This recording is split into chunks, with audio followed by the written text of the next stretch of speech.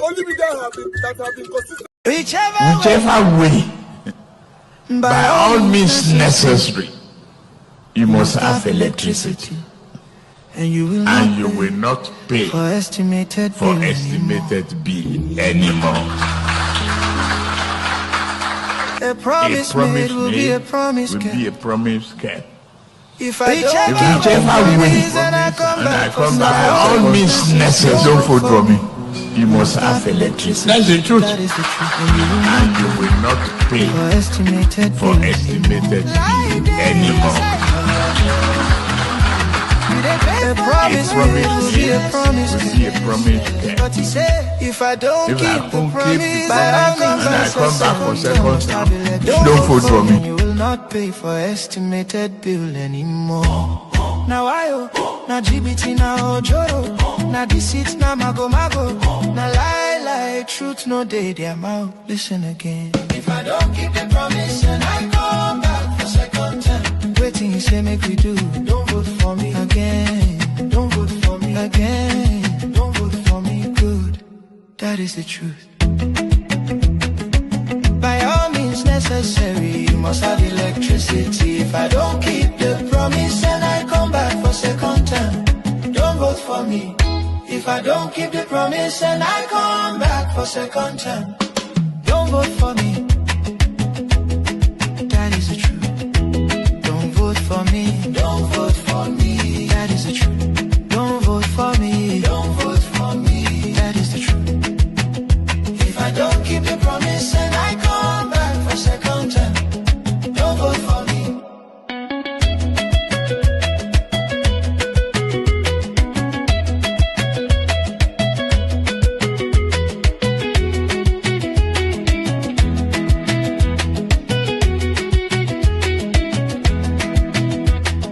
Whichever way, if I don't keep the promise, whichever way, if I don't keep the promise, whichever way, if I don't keep the promise, don't vote for me. don't vote for me, Don't vote for me. don't vote for me. That is the truth. Don't vote for me. Don't vote for me. That is the truth. Don't vote for me. Don't vote for me. That is the truth.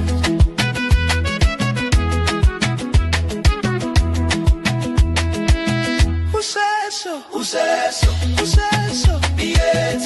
Who says so? Tinubu, Who says so? why your leader? He fulfill him.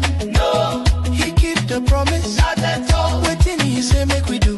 Don't vote for me. You go vote him. No way. You go vote him. Nigga. Don't vote for me. Don't vote for me. That is the truth. Don't vote for me. Don't vote for me. Don't vote for me. That is the truth. Don't vote for me. Don't vote for me. Don't vote for me. That is the truth. Don't vote. They feel that affects Malam. So even if they don't want to kill him, which I hope is not true, they are trying to push him, to a mental breakdown. Who does that? When you use they, what are they? I'm talking about the ICPC, I'm talking about the government, I'm talking about whoever is responsible for this. It is common knowledge that ICPC cannot act on its own. Somebody, because like today now, the wife was told, according to his brother, that orders from above said Professor Bello Abubakar cannot have access to anybody for 24 hours. Who is the above? This is my question. When they did the issue of the medical report and said that it is fake, I asked a question. Does the CMD of... No, wait, I'm sorry, guys. So these people, so, they get heart. They have empathy inside them. They have human feelings inside them. They can speak politely, calmness like this. These people. So when we Nigerians are crying over what we are facing, the intimidation, the suppression, the everything they are doing to us, it will look like these people doesn't exist. It's just like Remi Tinubu telling us now to go sell akara. Wanna go do anything, and the husband they call him Ija akara, whatever akara. you can see they are acting like they don't have a heart, they don't care about what we are facing. What about if a new leadership comes into Nigeria tomorrow? For example, Tinubu will be head somewhere. Then you now see Remi Tinubu will now sit down like this, be saying, I don't want them to kill him. He's passing through this. He's to fear all of you now. You people are devil. You are satanic. Al1ve. So where was this wife all this why? Where this woman did all this why? Throughout the Tinubu satanic Buhari no Lenny we were where is tenure? Where this woman did? Just imagine, see how calm she is. See, she's calling for Tinubu to release. In fact, even this one now said, I'm not a fan of Tinubu. Tinubu, I beg you, let Al1ve make it buy for inside that prison there, because a lot of Nigerians have died over the satanic decisions from our satanic past and present satanic leaders. Just imagine. National Hospital see every single report a consultant writes. The CMD did not say that I don't know this doctor. This doctor does not work with me. He did not attack the content of the report. He just said it didn't emanate from us. Now, what the CMD should have done, any decent person, any professional should have done, was to call the person in question, because his name is there. The stamp of the National Hospital was there.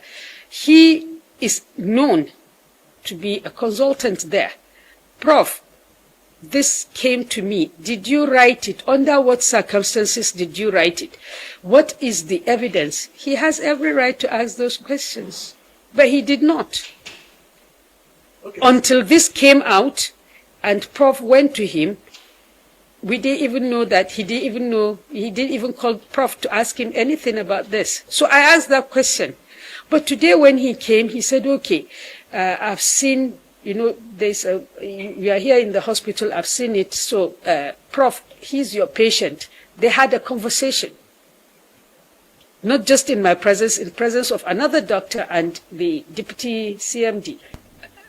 I don't know what you mean by does he have access, because access has just been denied now. Yeah, they usually would take him to the eye clinic, but they've also taken him once to a hospital, but after that, no. So with development now, as the wife, family, what's your message to Iranians? Not only Nigerians, not only Nigerian government, to the world. What's your message? What are you telling the world? What's your concern and your demands? Justice. We don't shy away from defending ourselves, but we want a fair trial. We want an opportunity to be heard. Malam cannot prepare for his defense when he's locked up and his lawyers are given certain conditions to see him. When the lawyers come, they'll tell you that, oh, only one lawyer can see him at a time. Oh, the lawyer cannot stay for this. Oh, there's always one excuse or the other. How would he defend himself if he is incarcerated? These offenses that they are alleging against him are all bailable offenses. The Constitution guarantees that. Just imagine, this woman is telling you and I that everything they are alleging to satanic Al1ve are all bailable offenses. The Constitution accept that. How could? I don't feel tell you and say we need a leader that will come into power and pass an immediate bill that will be signed with immediate velocity, that any past leaders caught with corruption should be tried. Execution. But the bail conditions have become so onerous that everyone knows that it is impossible in the Nigeria of today for him to be able to fulfill that stance. So, I ask people, one, to demand that Malam be treated fairly. He should be given bail. He should be released on terms that are doable. Thank you. What are you talking about, Clifford? What are you talking about here? What do you mean by Elvis with all due respect? For not just add that due respect, expose your rubbish that you are typing. Don't think that your call is right. Injustice to one, injustice to who is injustice to who? The problem we are facing today in Nigeria, the final part of it, if the injustice needs to be practiced on top of the satanic leaders that have caused our pains today in Nigeria, so be it. What do you mean that injustice? What are you talking about? Do you not dare here when we are be calling for a dictator that will work for the Nigerians? What is the job of a dictator? A dictator comes in and start arresting anybody that have committed a corruption in the past and buy them. We're talking about justice. What does injustice got to do with somebody that have caused pains, that have stole the public wealth in the past? What do you mean? Do you know the meaning of injustice? Injustice is for somebody that is plain 100%. Not for a criminal, not for a corrupt, satanic individualism. Talking about injustice. Who told you that Al1ve is qualified for the word injustice? I thought the person here like say we don't know what they do. People where they support tie for rope, for put for a lorry, they drive there, they go for street. Talk about injustice. He should be allowed access to his doctors. I asked the president, personally, I'm talking to the president now. Mr. President, sir, I campaigned for you. I went to every nook and cranny of Kaduna State for you. My husband stood by you. Madam, what does that mean? You campaigned for him, so why are you bringing favoritism into this? What does favoritism got to do with this? You campaigned for him as what? As your boy or what? As far as I'm concerned, the last time I checked, Tinubu is the president of the Federal Republic of Nigeria. Not be your boy. You campaigned for him. Only you campaign for him. This country, I tell you now, say the problem we have in Nigeria is not just the leaders. So people like this one will comment, this Clifford will comment rubbish. So these are one of the problems we are facing in Nigeria. Who don't know the meaning of injustice? Who don't know what injustice is supposed to be affiliated to? How can you be affiliating injustice to somebody that have stole your common resources? Somebody that have caused the pains you are facing today. You are affiliating injustice to that kind of person. Side. I went to every nook and cranny of personally, I'm talking to the president now. Mr. President, sir, I campaigned for you. I went to every nook and cranny of Kaduna State for you. My husband stood by your side. Is this what our family deserves? The ball is in your court, Mr. President. All this can stop if you say the word and believing that you are a father and you know and you can empathize. Please let my lamb go. I'm not asking you to tell them not to prosecute him. Madam, I bet you be va gunwe. Go and find the dictionary where I talk. Gunwe. What do you mean let Malan go?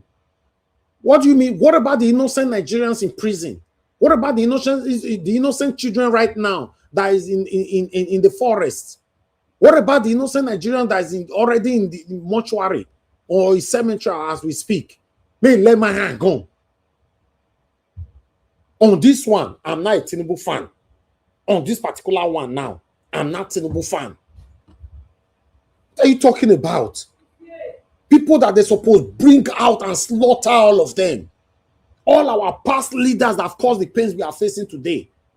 Clifford, they talk about injustice for a year. If not because you have been following me for a while, I'll block you. Remember that my platform is not run based on the long time that you've been with me. If you don't get better thing to talk about, why must you affiliate injustice with somebody, a satanic individual?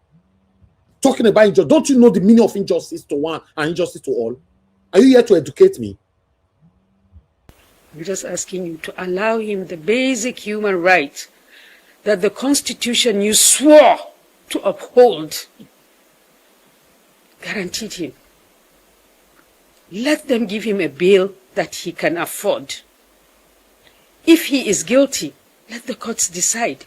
If he is innocent, let the courts decide. I think my sister said everything. She said everything. We just want justice. No pretending. A lot have happened. We just want justice. That's all. She already said it all. We just want justice. No need for all the game, creating fake story all the time.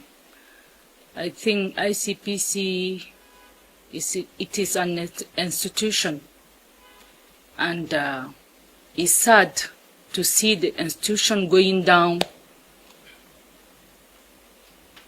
on all those fake story creating and all that. I will not go deep into because there are a lot. I have a whole book. Every day I'm documenting, every day. And I have a lot of proof of video of what they have been doing. I will not release none of them. I will not do it. But my sister said it all. We want justice. That's it. Madam, una no go get justice. I forbid justice for una family life. Una no go ever get am. Una no go get am.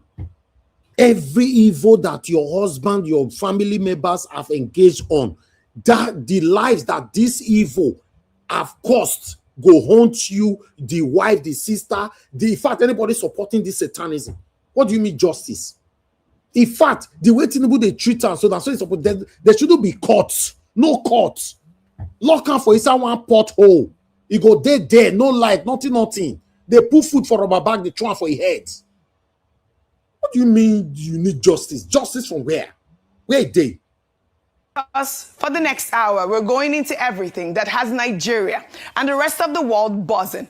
But first, Senator Adams Oshiomhole is demanding the federal government seize the profits of South African companies operating in Nigeria and use the money to compensate Nigerians hit by xenophobic attacks.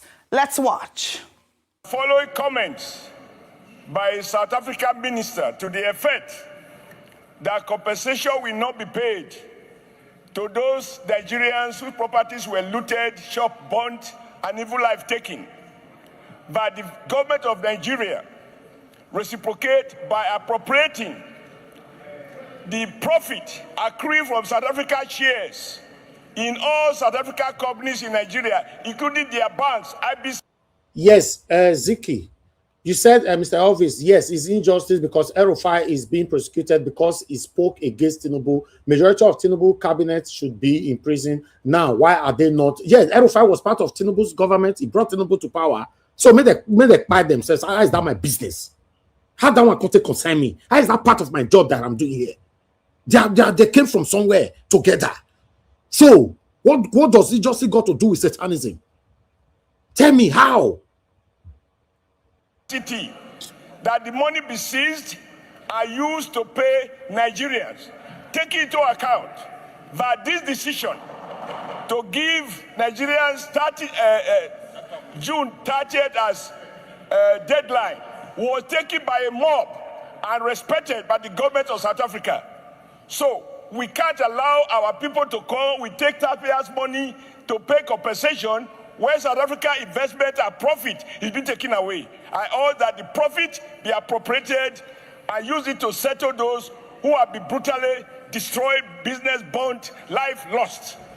Thank you. This does not require any further investigation because the facts are self-evident. Thank you very much. A month ago, at this Senate, under your leadership, we took a decision that the issue be investigated by Foreign Affairs. You even suggested, your leadership, that we should send people to South Africa.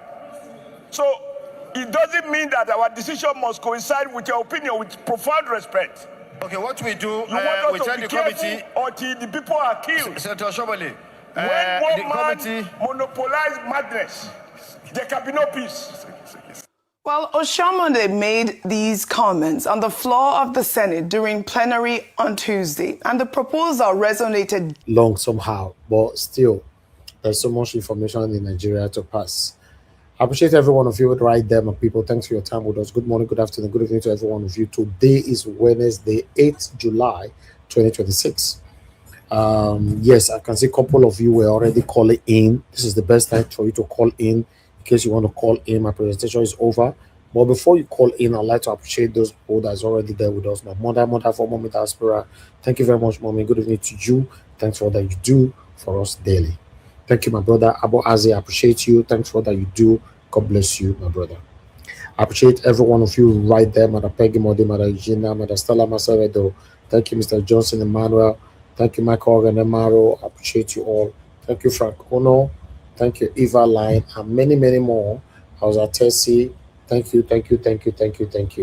But meanwhile, let me take calls quickly so that we can move on. Thank you, Ogashimize. Thanks for calling in. Good evening to you, sir. Talk to us. Ogashimize, your network, blast is your network now permanent hindrance now. Ha, now wow. Your network don't become a permanent wahala. Thank you, my brother. Black Panther, talk to us. Good evening to you. My brother.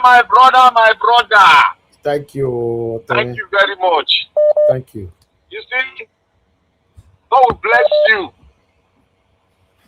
God will bless mommy, bless everybody. Amen. Bless Naija you watch. Yes.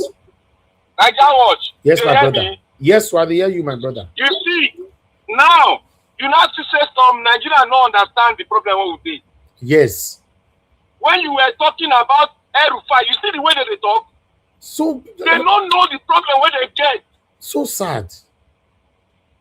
They don't know. They know when they talk every day, say Nigeria don't understand the kind of problem we have at hand presently. Talking about injustice. We don't follow blindly.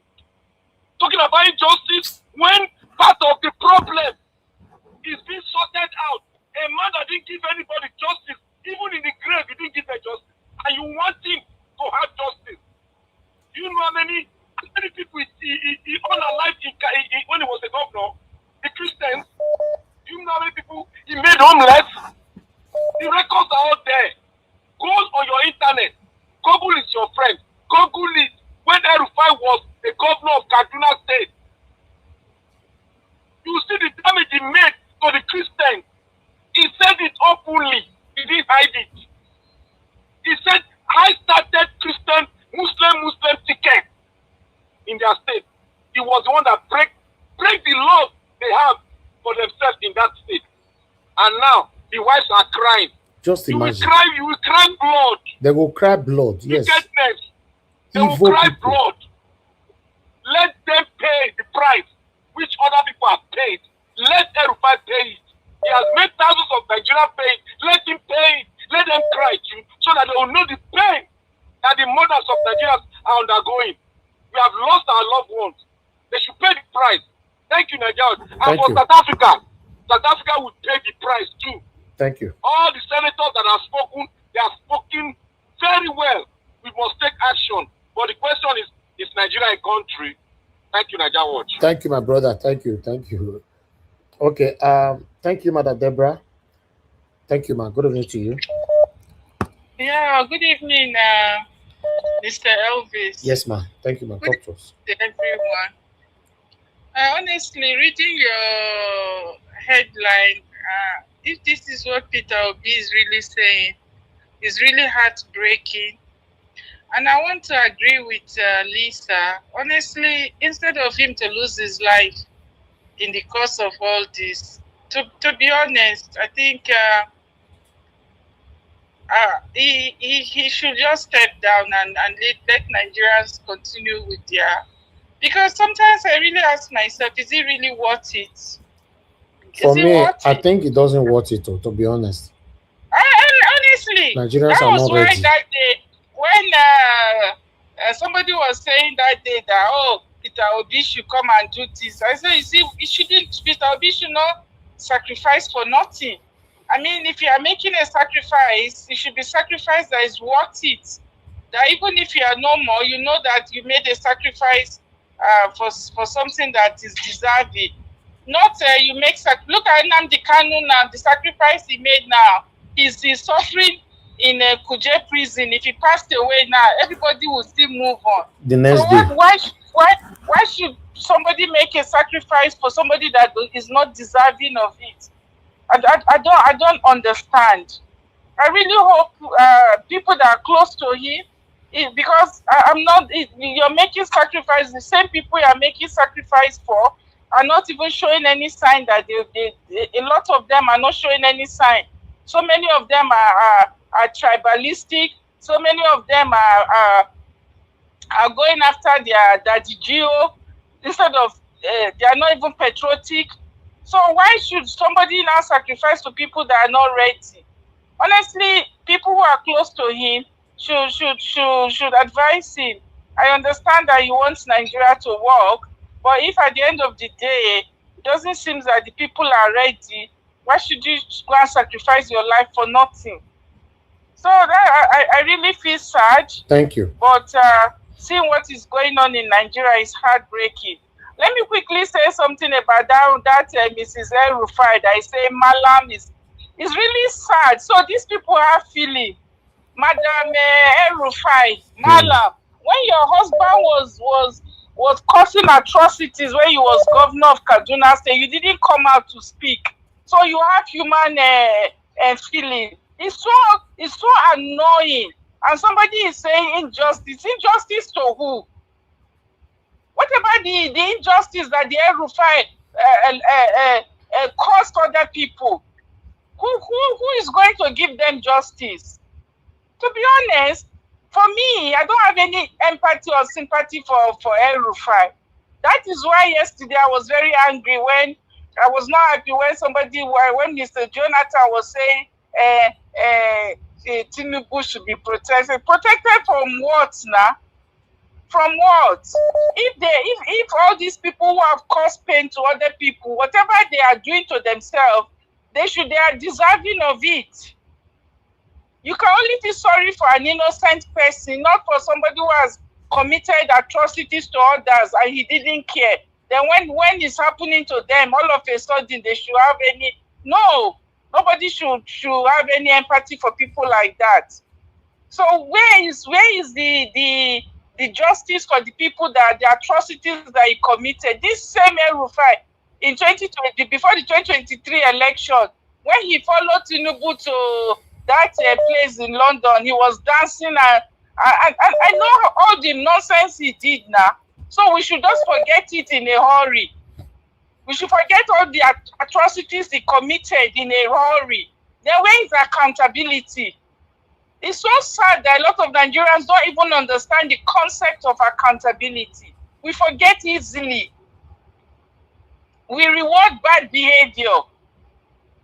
There was this man in Europe that even when the man passed away, they still did investigation. They still some of his properties, at least the victims were still compensated even after he was no more. That is accountability. Mm-hmm. So all the people that suffered from the atrocities of Al1ve, where's the justice for them? In my opinion, anybody who has committed atrocities like this, whatever they deserve that is coming for them, they deserve it 100%. Thank you, without any reservation. Look at the wife now coming out to talk, and she's expecting people to have sympathy for her. She didn't talk when they were buying other people here and there. She was enjoying in her house. Now she's coming to say, hey, Malam should be this, Malam should be that. Better just go and hide yourself. Nobody is feeling sorry for your Malam. Thank you, ma. Thank you so much. Thank you, Madam Deborah. Malam. Niger Watch, it's me.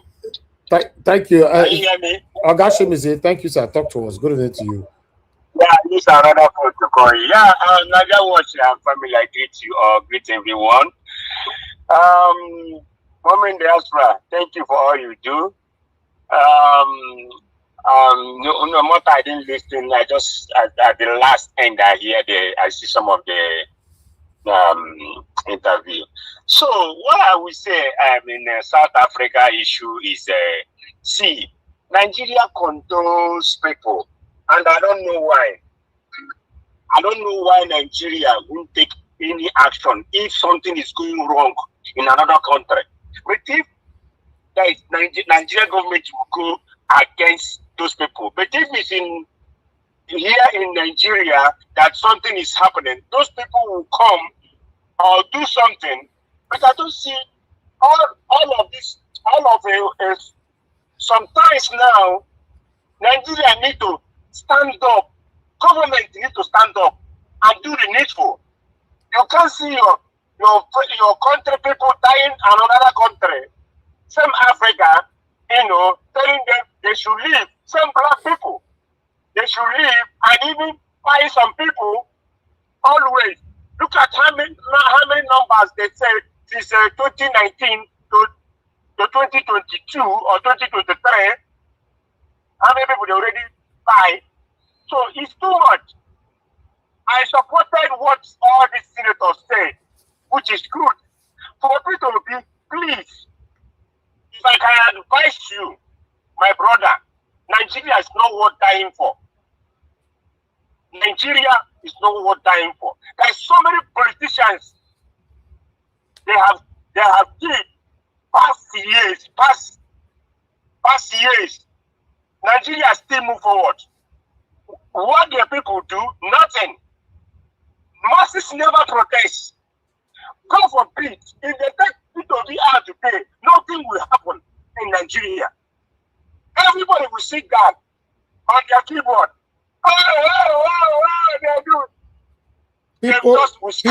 People will even start making content about it.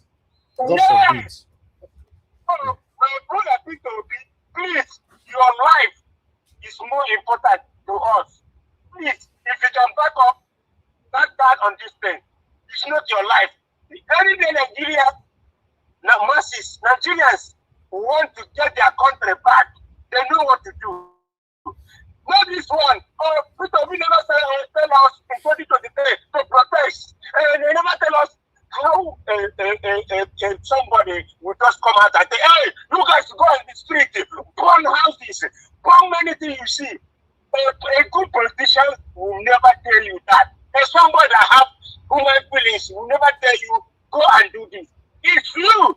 You know how you suffer. You know how you come out on the rain, on the sun, to vote. They take all your this thing and say no. Who the hell are you guys? They just throw your vote inside the bus. So if Nigeria like, they didn't take their country. If they don't like, please do my brother, please just sit. Go and relax and enjoy your wealth and do your business and continue heading where you're heading. Thank you, Niger Watch. Thank you very much, Ogashimeze. God bless you, sir. Thank you. All right. I have more people calling in. Let's see. Okay, I think we should start talking now. Maybe we'll deal with calls again later on. Thank you very much, everyone. Right there. Appreciate every one of you. Thanks for your time with us. Yes. About Peter Obi. Wow.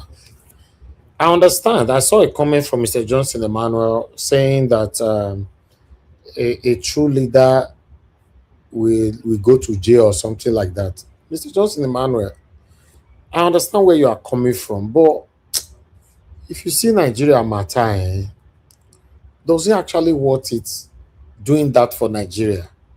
A country where the people don't care about your efforts, a country where the people, they think what you are doing it for yourself. I'm not sure say what time, to be honest. I'm not sure say what time. God forbid anything happen to Peter Obi today. I bet you for the first 24 hours, Nigerians don't start to do content over everything. So for me, you know what time? If Nigerians were serious-minded people, yes, I can say yes. Why not? Go to jail. The people are there for you. But look at, for example, Mazi Nnamdi Kanu today. You know, it took so many of us years to get to understand what that man was fighting for. Today, people are now referencing to some of his speeches and all that. You know, but some of us that time, even though we did not hate him, but we did not still understand what he was fighting for. We even thought that he fighting for division was a bad thing. With the state of the country today, don't you think division is the best thing that can ever happen to our country, Nigeria? So my problem still remains on the people. Does the people really care? These people will mock you. God forbid anything happen to you. They will mock you. I'm telling you, they don't care. So for me, I don't think it worth it. If you ask me, and you know what time? Oh, you're the swim for inside like this. As we just see them like this, more of you the swimmer they go. How would you swim inside like that? How? You say? How would you swim inside like that? But the person when they fight until the thing enters our bedroom before we start wake up. But people don't care now. You know, if anybody no care, we must care. Let us make a difference. Yes, but that's why you and I we are here. But let's continue it. Make Peter no, not about you and I. You want make Peter Obi go die for Nigerians? He not go die. Let him continue it. People don't die before. You not go die. Let him continue it. What is the meaning of let and live when you are living a life of worthless life? I don't know what people you people depend on hope every time. You are not fighting the main thing. Is hope a human being? Anyway, I would like to take some people's comments because I saw a couple of comments today on, you know, Mother Peggy Modi. Thank you very much, man. God bless you. I'm grateful for all that you do all the time. Your pocket never ever run dry. To be honest, we have lots of people watching me here. We have 300 people watching me here. Now only one super chat. Now you don't enter this platform. You know, the encouragement, we need it, my people. You know, sometimes people's calmness and everything, and we just take advantage of it. Like, okay, now duty, make it go live if you want to go live. It's not like that. You know, hit on the dollar sign, press on the like button, help us to share. I really, really do appreciate this. Thank you very much, my people. But I'd like to read this. Ngozi said, Omo, this is the same thing I was telling my husband recently. Doing business in Nigeria is at your own risk, specifically as an Igbo person. Even if your customers are Nigerians, if you have the opportunity, make sure your business itself is not headquartered in Nigeria. You will suffer. When Very Dark Man brother opened his business in China, yet his customer base is in Nigeria. Do you think he's a fool? Exactly. But let me look for, because I know you have a second part. I don't know if this is the second part. No, that's not the second part. I'll read all these things, but okay. This government will frustrate every effort make. I know so many people who were once doing extremely well, but the business environment became so difficult that they are now thinking of giving up completely. Doing business in Nigeria is one of the biggest risks you can take as an entrepreneur. If you have the opportunity and the resources, establish your headquarters in a country with a more stable business environment, you can still serve the Nigerian market. But at least you will have a solid base when policies or the economy become unpredictable. Running your entire business with your headquarters and operations all in Nigeria is what? I think the second one then. I go to find that one today. Okay, let me just move on. I'll go find out. Let me take this one. One can only imagine the hell this government unleashes on Peter Obi on a daily basis. simply for challenging the wickedness and heartlessness of the clueless people in power currently.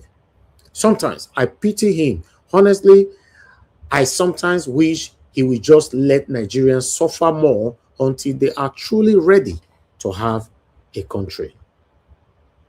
Yeah, I have another person here. Just hold on, guys, because I've showcased so many things today. I'm just okay. This one said, Mr. Failure, claiming the government is after your life and frustrating everything you do for a living. Sounds like classic victimhood politics. You governed Anambra, built businesses in Nigeria for decades and still operate here. If the environment is that hostile, specifically to you, why not share concrete example instead of vague entitlement talk? Question. Airport staff clamping one car isn't a national conspiracy. Millions of Nigerians deal with daily frustrations under the same policies you criticize without turning it personal. Focus on offering better policy alternatives for 2027 rather than implying persecution every time things don't go your way. Nigerians need a solution, not more sympathy narrative. Okay. I would like to bring this one here. I don't know. I'm messing everything up now. Okay, I don't read this one. Okay, I don't read this one. Hold on, guys. I'm going to mess everything up now because everywhere is just bombarded. Okay, let me see. Have I read this one? Yes, I've read that. Okay. On another vessel, I'm almost there. Okay. Okay, I've not read this one, right? I've not read this one. Okay. If you truly believe in the government is suppressing our opposition voices, then this is the time to build a stronger, united movement, not just complain. Many Nigerians have been openly confronting the government for years, despite arrest, intimidation, and harassment. If you believe democracy is under threat, join those demanding accountability through lawful civic engagement instead of standing alone. The real test of leadership is turning grievances into sustained action. Okay, and so this one I talk. I guess I still have one. Just bear with me, guys. The last one, not so I don't take time, but I'll also give you guys time to talk. Okay, I have one here in combine. Is it one? Blah, blah, blah, blah, blah. Okay, it's one. Let me just take one. Okay, let me put this on your screen. This one is different people here. Well, I'd like to take it one by one. The first person said, they obviously want him to give up. They know he's a tough nut to crack. So they want to wear him out, make him to eventually give up. I pray he doesn't care. He doesn't cave into their plans. We already know Tinubu and his dark APC goons. He will cause a rebel if any happens to Obi. Okay. This is how they talk, so they castrate. So if you go find another, you don't castrate, say if they arrest Mazin Abdekanu. Anyway, let's move on. Falashade said, this one goes soon. Okay. Insulting. Please move on to one side. Are you the first opposition in Nigeria politics? Okay, it's just insulting. I'm not going to read that. You can read it yourself. It's insulting.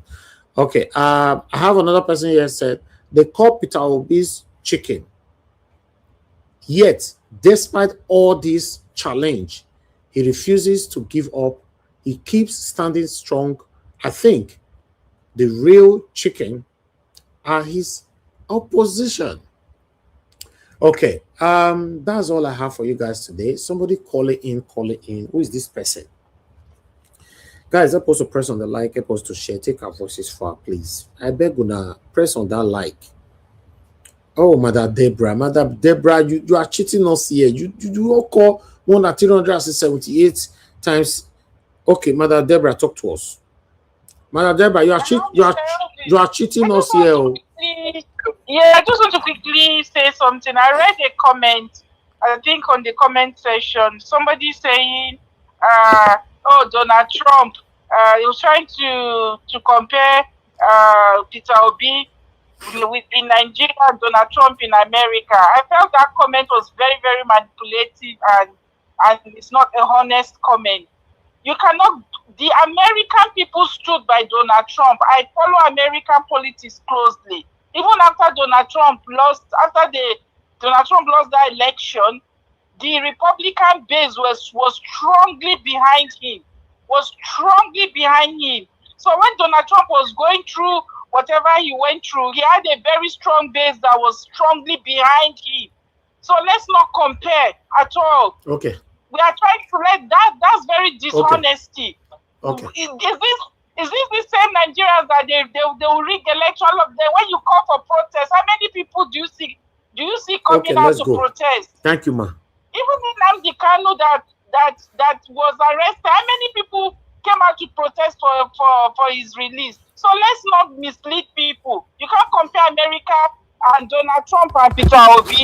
If anything had happened to Donald Trump that time, do you know the kind of riot that would have happened? He had a strong base and they stood by him. Not the type that we are seeing in Nigeria. So please, let's not compare the two. It's not the same at all. Okay. So Peter Obi should not go and risk his life. Thank you, Mother Deborah. Thank you, ma. Thank you. God bless you, ma. Thank you. Thank you very much. Mr. Joseph Forge, are you there?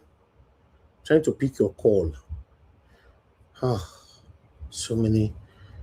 I think I'm done with call. This is my last call. I'm sorry, my people. This is the last call for today. Mr. Joseph Forge, are you there? Yes, sir. Good evening, sir. Talk to us. Yeah, I greet you. Thank you very much for all your submissions today. Yes, sir. And I greet everyone on the platform and the commenters, and also your mom. May God continue to sustain her. Amen. Let her continue to grow from strength to strength. Amen. It's about Mr. Johnson's Emmanuel comments. Mr. Johnson Emmanuel, I'm sure you understand Yoruba language. And you cannot castigate Mr. Peter Obi when it comes to he coming out to talk. Let's cast our mind back to Delegiwa. When Delegiwa was having all those shenanigans with Buhari and with Babangida, he kept mute.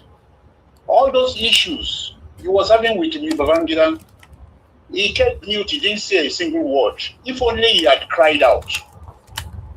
Whatever it is, whatever they want to do to him with that letter bomb, maybe that wouldn't have been the case. So if you keep quiet, so your own will keep quiet. It's a good thing that Mr. Peter Obi is coming out, saying all this. He needs to say it, because if you don't say Dawa, nobody will know. That's me. I just want to, because I've been watching the antecedents of Mr. Johnson's Emmanuel comment. You know, okay. He needs to come out with his full chest. Tell everybody on this platform that I am Tinubu true and true. But that he has said that already now. He told us that it's for Tinubu now. Well, I wasn't aware. No, he did. He did about 2 weeks ago. But for him to complain about somebody saying what he's experiencing, somebody is telling you his personal experience, and you are going on about it. It's like what this other lady said about her personal experience. Yoshere, that young lady, that lady who said it, what he expressed when he came into England, what his mother with the West Caribbean, and people are going on about against her. When something is your personal experience, nobody have any right to cast any nonsense against you. You need to say something. You need to say something, because all those who are plotting, so that the whole world will know where this is coming from. Thank you, Mr. Elvis. That's all I want to point out. Thank you very much, sir. Thank you, sir. Yeah, thank you, yes, sir. Yes, sir. Okay, callers, I'm sorry with all due respect. I'm done with calls already. Let me focus on my panelists. Thank you very much, my wonderful panelists, for your long wait. I'm very, very grateful having you guys with me here because I'm learning from you guys as well. So, yeah, there's a lot going on in Nigeria. Only one person of here now. And God will bless you, people. Thank you so much. Okay, let's hear from the first person on the panel today. For a while now, Mr. Jonathan. Now you be number one person. Now you be the first person on the panel today. Oh, exactly. Yeah. Thank you. Yeah, when I saw Wow, that. Papa J, now you be number one. Exactly, I'm surprised. To Yeah, no, this year go, this ending of the year go good though. I get you guys. I get you all. Mr. Thank you. Elvis, good evening there once again. God bless you greatly. I hope you are enjoying the sun there. Yes, so even as I'm talking now, everywhere is still bright for you. Oh, night never come. It's almost my daughter for Oxford, they tell me say the heat, he say it did too much. No, the heat is just too much. Trust me. The heat is too much. Wow, interesting. Anyway, you have to, no need to complain. The cold will also still come. So take as much heat as you can. Anyway, I get you, Mr. Elvis. God bless you greatly. And my guys, my fellow panelists, you're all welcome. God bless you all abundantly. And I also greet Mommy Diaspora. Good evening once again. God bless you greatly. All my fellow commenters, I greet you all. God bless you all greatly. Yeah, I have no choice but to start from. Hello, Mr. Elvis. Adeyel. Yeah, okay, all right. Because I see that some people are off the. No, Mr. Chris, na network. You go come back. Okay, all right. So, as I was saying that on this broadcast, I think I should start from where I stopped yesterday. I was thinking whether to do that or not to do that. But when I listened to Madam Deborah, then I was fully convinced that that's what the step I should take. But she still referred to that yesterday's comment when I said that Mr. Tinubu needs security. You can't change anybody's mind. Everybody has the right to believe what he or she wants to believe. But we are also here to learn. So I will continue from there again today. But before I do that, Mr. Elvis, 2 things I want to request from you. The first one is I sent you a link. I saw that news report late yesterday. Okay. I just saw it when I'm reading because I always have time to read local news. I have time to spend on international news.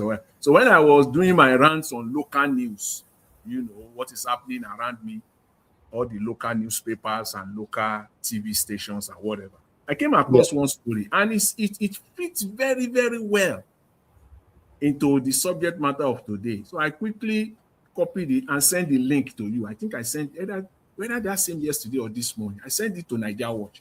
You will see the link there. It's about China, what they do to people who steal. This is current too. This one is still, it happened this Monday. They sentenced a Chinese public servant to death. He was sentenced to death for over the period of his career as a civil servant in one of the Chinese public administration offices, where he supervised, housing, how they give housing and land to people in China. This man was able to amass hundreds of millions of dollars. And eventually, the whole corruption was uncovered, and the man has been sentenced to death on Monday in a Chinese court. And I said, this is what we need in Nigeria. That's what they get in China. So I said, but that's what I've been calling for now. Yes. Yeah? So just that's what I've been calling for. I didn't notice that link, but I just got it now. That's the link there. Yeah. China sentences official to death for taking 325 million in bribes. Just imagine, this is what I've been calling for, my people. Yes. Mr. Jonathan, God bless you for bringing stuff like this. This is what I call for every day. One year person called the talk just now say injustice. We should be ashamed of ourselves, calling, affiliating injustice with somebody that is stealing your commonwealth. Injustice as how? Somebody that made a where they're supposed to buy. You are talking about injustice. That's See better country. See better country. How do they take decision for their country? Siam, it's there. BBC 9 report this one. So Siam. BBC 9 report them. So from my local news, yeah. So is this what we need in Nigeria? That's how the society is sanitized. And Oga Jonathan, and no matter what the world says, they're nothing concerning Chinese nothing people. Concern them. Nothing concern them. It's over. The man, they don't sentence. The man don't. And the man is 69 years old. Yeah, he carried out this corruption over almost 2 decades. Yes, so no matter say don't do this thing 20 years ago. Yes, you can see he served in the various positions, since 1993 to 2023. Yeah. Just imagine. This is what we need in Nigeria. They talk about injustice. Shameless Nigerians. Talking about injustice, somebody that is stealing from you. Shameless Nigerians. Go ahead. That's the first thing I want to say. The second thing is that you see on this scandal, I want to continue from there. Where I stopped yesterday. On this alleged fake agency scandal that is now rocking Nigeria right now. You see, please, Mr. Elvis, I want to be on record. I want to be on record. I put myself out that I want to be on record. What I said yesterday, please, if you can cut it, you can do it. The decision is yours. What I will say today also, I want to be on record on this. Yes, I said it publicly. You see, Mr. Tinubu eventually, but before I even go there, let me talk on Mr. Peter Obi because it will be, I don't think I can say it without saying this, first of all. You see, when Mr. Peter Obi came out and talked about his life, his safety, his personal safety, that statement got into me when he said he might not even be alive by 2027. Again, talking about security. Mr. Peter Obi is entitled to the maximum security from the Nigerian state. If anything, as now that he has emerged as a presidential candidate of a political party, a major opposition for that matter, it is the duty of the Nigerian state to give him the maximum security. So nothing should happen to him. It is his entitlement. He's entitled to it. The same security that they give Tinubu, they have to start giving Mr. Peter Obi. And at the minimum, if you can't give it to all presidential candidates, there are some presidential candidates that this security, by now he must have his own SSS following him all around the place, securing his wife, securing his family, making sure that he's protected wherever he goes. That is the responsibility of the Nigerian state right now on Mr. Peter Obi. Anything short of that, I don't think the Nigerian government will even be able to pick the pieces, the aftermath of it, whether we like it or not. And for all those, and the other thing, that's what I want to say on that one. So Nigerians, that is it. The responsibility is on the Nigerian government. And when I listen to Dele Momodu, today, at least Dele Momodu himself confirmed on that interview that Southeast is settled for Mr. Peter Obi. He said it. He said even if APC put 3 trillion, I don't know the amount, but it's trillion, whether 3 trillion or 1 trillion is on Southeast, that Peter Obi will still win Southeast. Then that brings me to the part, the political or the electoral part even for his own principle, when you know that Southeast is gone. Are you not, see, you on one breath, you agree that Southeast is gone. That nobody can contest Southeast. Let Soludo be running his mouth, the governor of Anambra State. Let the governor of Enugu State, who is relatively doing better, let them do all they want to do. Southeast is settled for Peter Obi. And with large percentage, though. So you know that. You know that that chunk you are talking of about a quarter of Nigeria. Or 20% is already gone. Tell me the part. And then you also know that Southwest is gone. So you can see your how delusional you could be. You know that. So I'm glad that he said that himself. So when you hear anything going forward from him about Southeast or whatever, just forget it. The last thing I want to say on that is that, see, all these Southeasterners, leaders, their governors, and their major politicians, if they think or they are thinking or they have the idea or nursing the ambition that maybe somehow, somewhat, they want to come out and vie for the presidency in the future, they should just bury that idea, bury that ambition, because it ain't going to happen. Forget it. The only thing that will give you opportunity in the future, in your lifetime, is if you back Mr. Peter Obi, your own man, from your own man, from your own region. It just couldn't be that all of you will turn your back to him. It's absolutely ludicrous. It's just crazy. It's just crazy. So if you are thinking that you are playing some political game, that maybe it will now be your turn, might as well just bury that. It's not going to happen. So that's all I want to say on that one. And coming back to the main issue on this scandal, one thing I like, though, is that the Nigerian media is not relenting on this one. At least for the first time, I'm seeing that on them. My advice to them is that they should continue to double, triple, quadruple down on it. They should not back off. This one cannot go. It will be on them too. It will be on them too if they back off. This must continue. You can see now, when I talk about security for the man that is at the end, we are getting started. The first reaction was denial. Please follow me. The first reaction was denial from the presidency.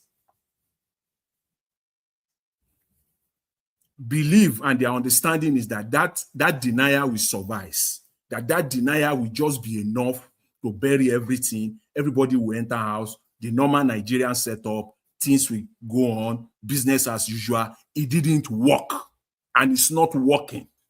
They move to the next step. Time will vindicate all of us. Me, myself in particular, on this thing. This is the progression we are going to see. The first one is denial. It did not work. Because of the persistence, the little persistence that we have seen from the Nigerian people and from the media, I'm not giving them 100%, but they are getting started. Because of that, the next step happened. Mr. Tinubu is forced. You know, if you are a tennis lover, if you watch tennis, there's what we call forced error. Forced error, unforced error.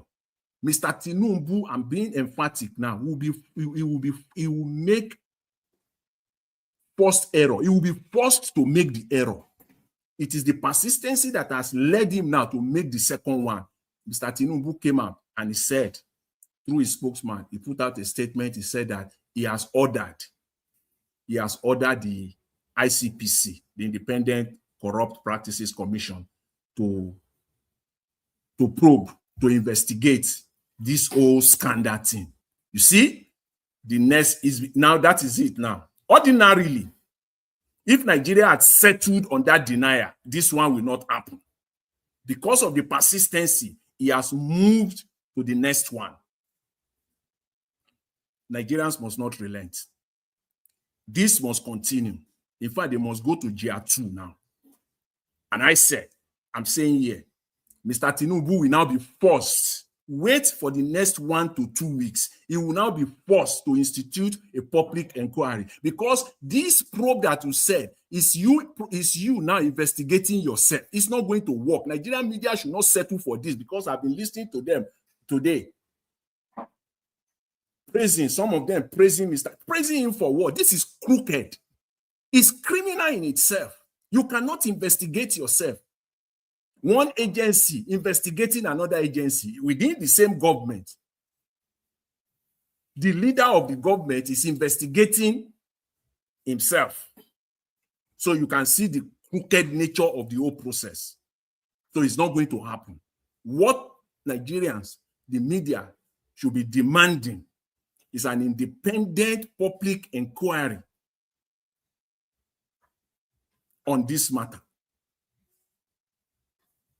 That is what must happen. Let me say it so that when it happens, they will not say maybe we are following the news. I'll preempt them.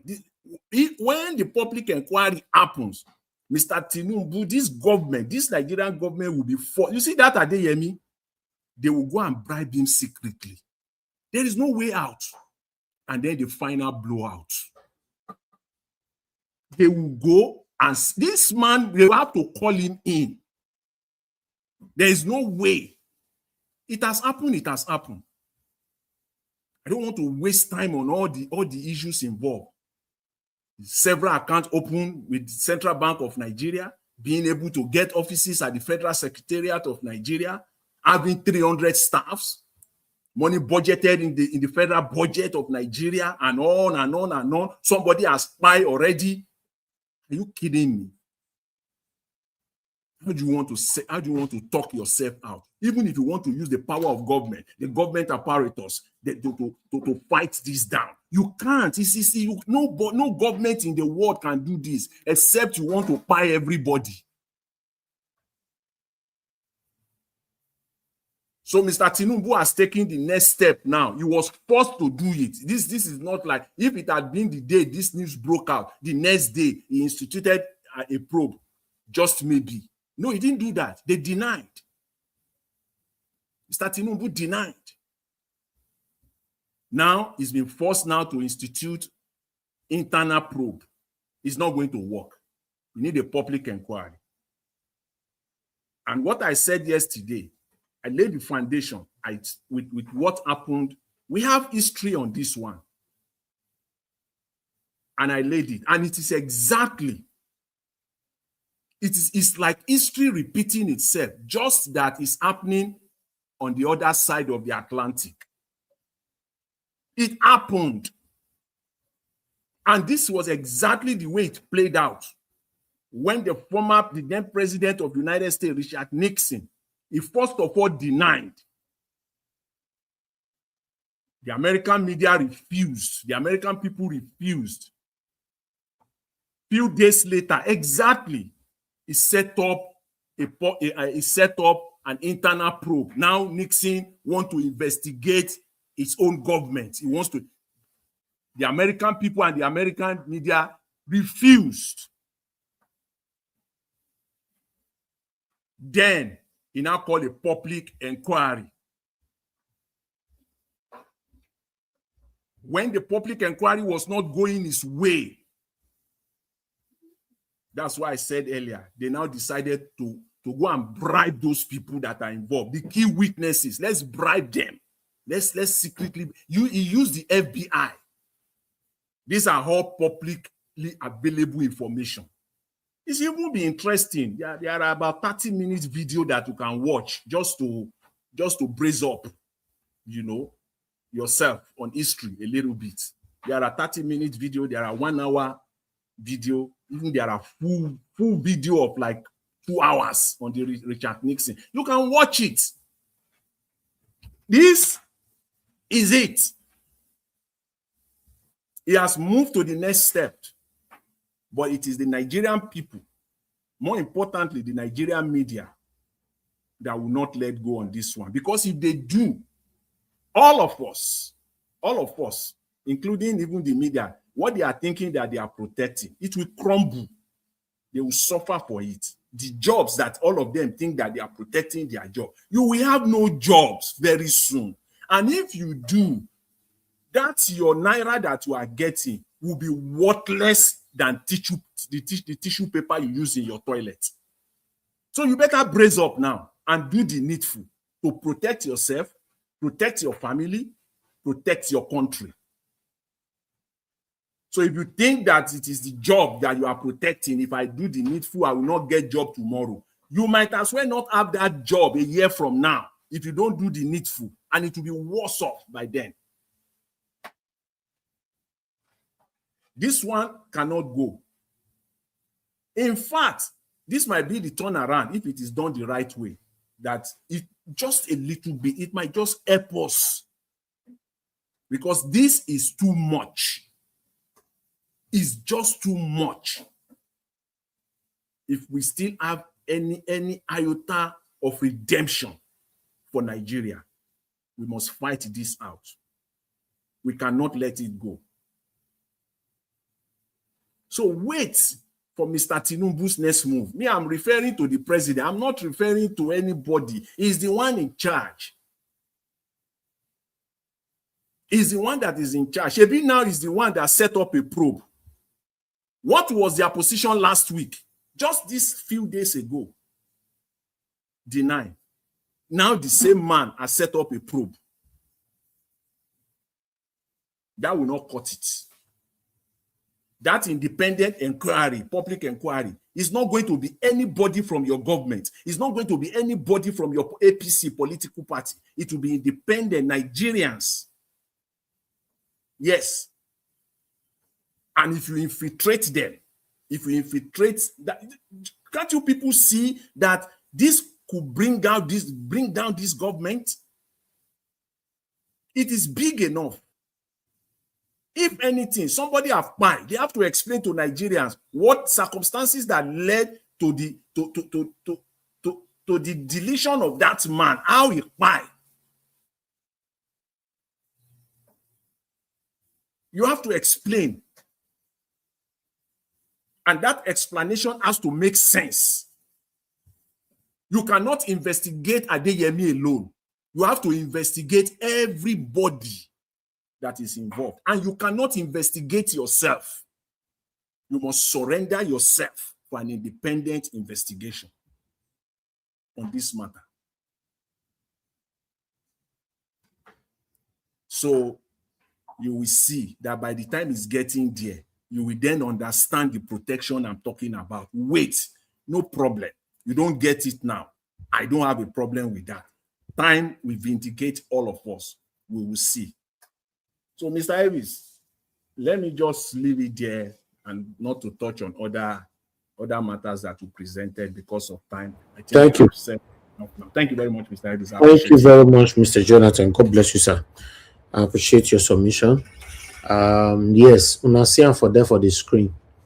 China, better countries that most Nigerians run to now to establish their businesses and all that, buy goods and be bringing them back home. Look their decision over corruption. Why some people are here talking about injustice to a criminal, injustice to a killer, injustice to somebody that have caused you pains. That's why many of you will remain slaves forever. To be honest, that's why. Because we don't know the exact place to place our compassion, our empathy, our sympathy to. We don't know. We just use it anyhow. That's why you see in Nigeria, people will offend you. They will be begging you, oh, please, I beg you in the name of God, sir. Have a place in your heart to forgive me. To hear his humor, to whatever is divine. Now, like all these things should pass back of your ear. All of them know what they are doing. Without punishment, Nigeria cannot be better. Nigerians need an iron hand to stabilize that country. For our country to become competing with other developing countries, we need an iron hand. They're talking about injustice. Injustice to a criminal. Injustice to somebody that single-handedly installed someone that ring election to rule you. Now they say this is injustice. Why injustice? English you hear whether they talk for streets. You because okay, man goes to speak and see people they speak and you don't know what it means. Sometimes when they make person verse. To be honest, when they make person verse. I don't know how. Listen, I'm not there here to please you if you don't get sense. So I'm telling you, if you don't get sense, you are not feeling the pains that we are facing right now in Nigeria. Give us a minute, please talk to us. Give it to you, my brother. Thank you very much, Mr. Elvis. I appreciate it. Thank you so much. Well, sort I greet everyone on the panel, comment session with us, right? I greet you all. Thank you very much, Mr. Elvis. So, based on what Mr. Jonathan said and what you now submit after him, is the reason why sometimes I critique accounts like Johnson Emmanuel. Look at what that person wrote about Mr. Peter Gregory Ubi. When it is cheap, when it is cheap for them, they can compare Nigeria and the US. Donald J. Trump that I was talking about cried out that Democrats are going after everything that he has, all because they don't want him to become the president. Donald J. Trump himself cried out. Now, this man is now saying that Peter Obi crying out is like a woman crying out. A man is telling you what the criminal government is doing to his life, and you are there typing that why is he saying such one? Like you are not comparing Mr. Peter Obi to Donald J. Trump. Now, when it's cheap for you guys, you can make a comparison. Donald J. Trump cried out because there's a system here that works for him. Is there a system in Nigeria? Why are these people always evil? The government that you support, Tinubu government that you support, is committing criminal. And have you seen this Johnson Emmanuel type about the evil that they are doing? Have you seen it? What I expect him to even tell is that Tinubu should allow a free and fair election, allow Peter to be, because man is fighting for Nigeria. Who know where this? Who know where the likes of former General of Nigeria of the nation? Who know who buy them? Who show me who know who buying? Peter B is doing his own best in the country, and you are typing this evil here. Why are you guys like this?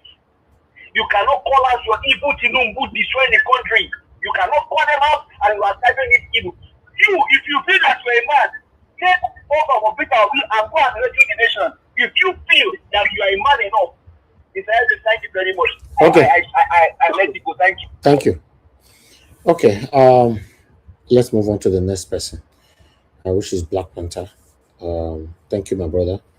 Please talk to us. Good evening to you. My brother, my brother, my brother. Thank you, my brother. God will bless you. the matter, anytime, each time they make you vex, you grow more in it. That is, they are acting, they are your catalyst. Let them begin to talk anyhow. They will be our catalyst. They will catalyst it's a chemical substance that quicken the reaction of any situation. They are catalysts to our victory. Let them continue to talk like that. I want to greet everyone, greet mommy in the diasporas and the panelists. May God bless you guys. You see, I want to start with Kanu. Kanu in prison unlawfully.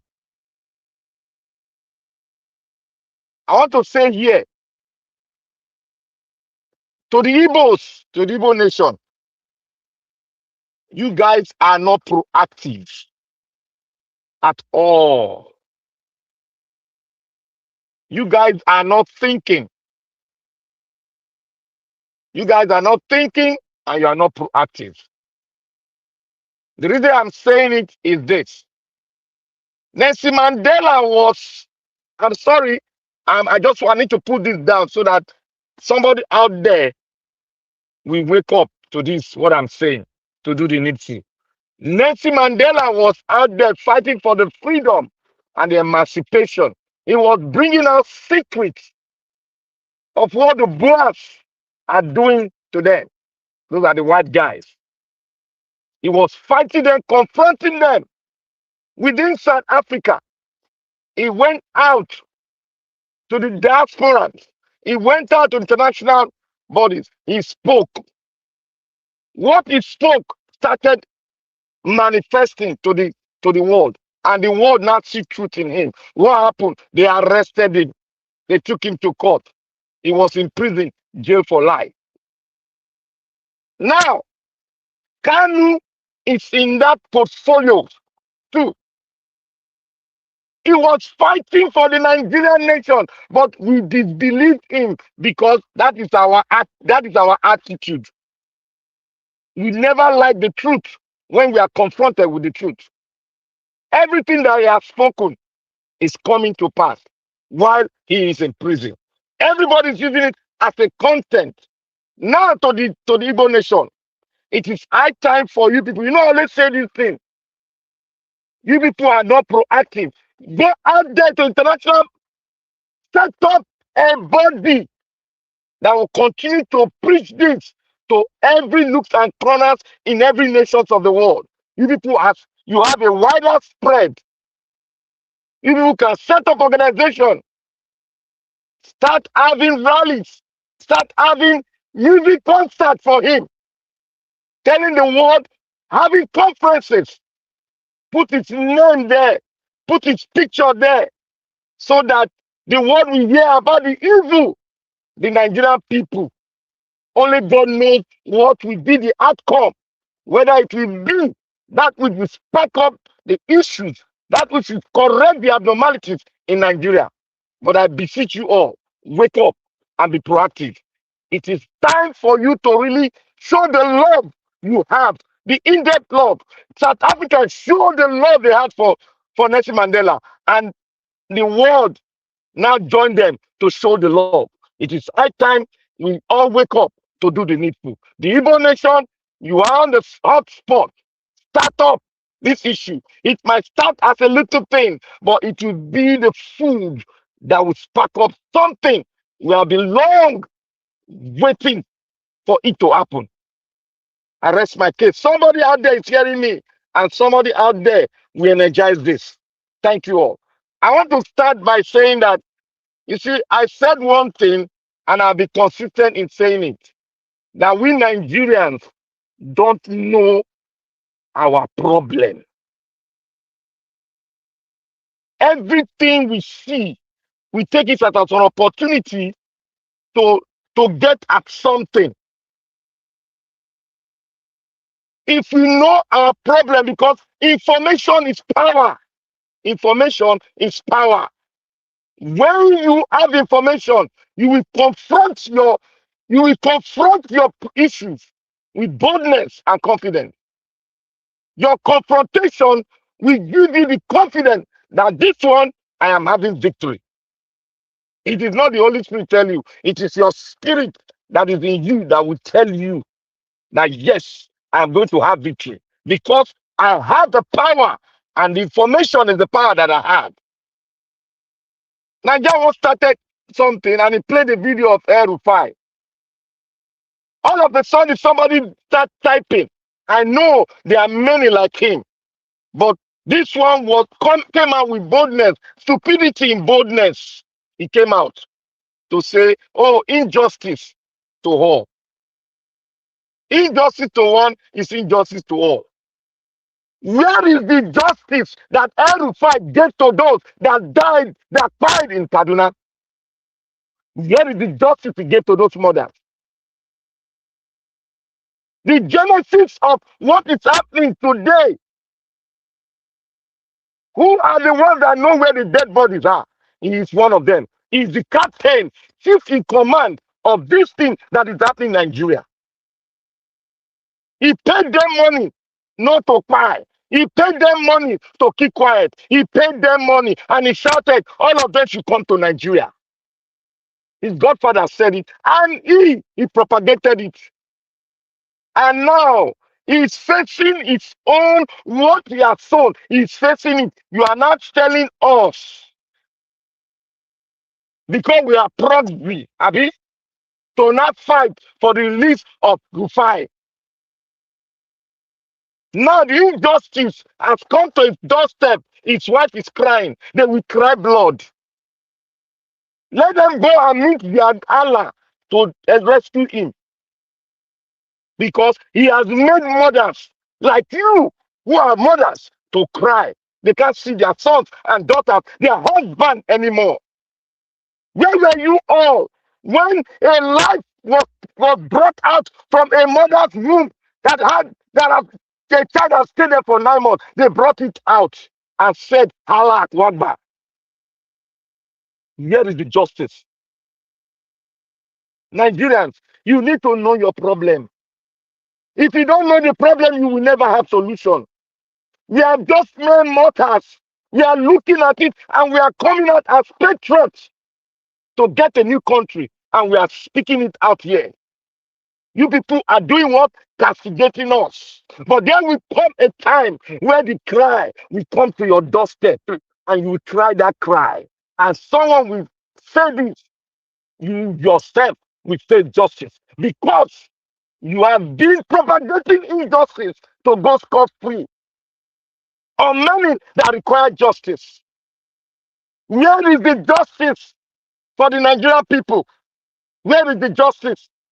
Have we not had enough? Where is the justice for the common man that have been taken down in the north, our brothers and sisters? Where is the justice for them? Who knows where the dead body are? El-Rufai and others. Buhari said they should come in from the Sahel, that this is their country. El-Rufai took it, that they should come in affirmative.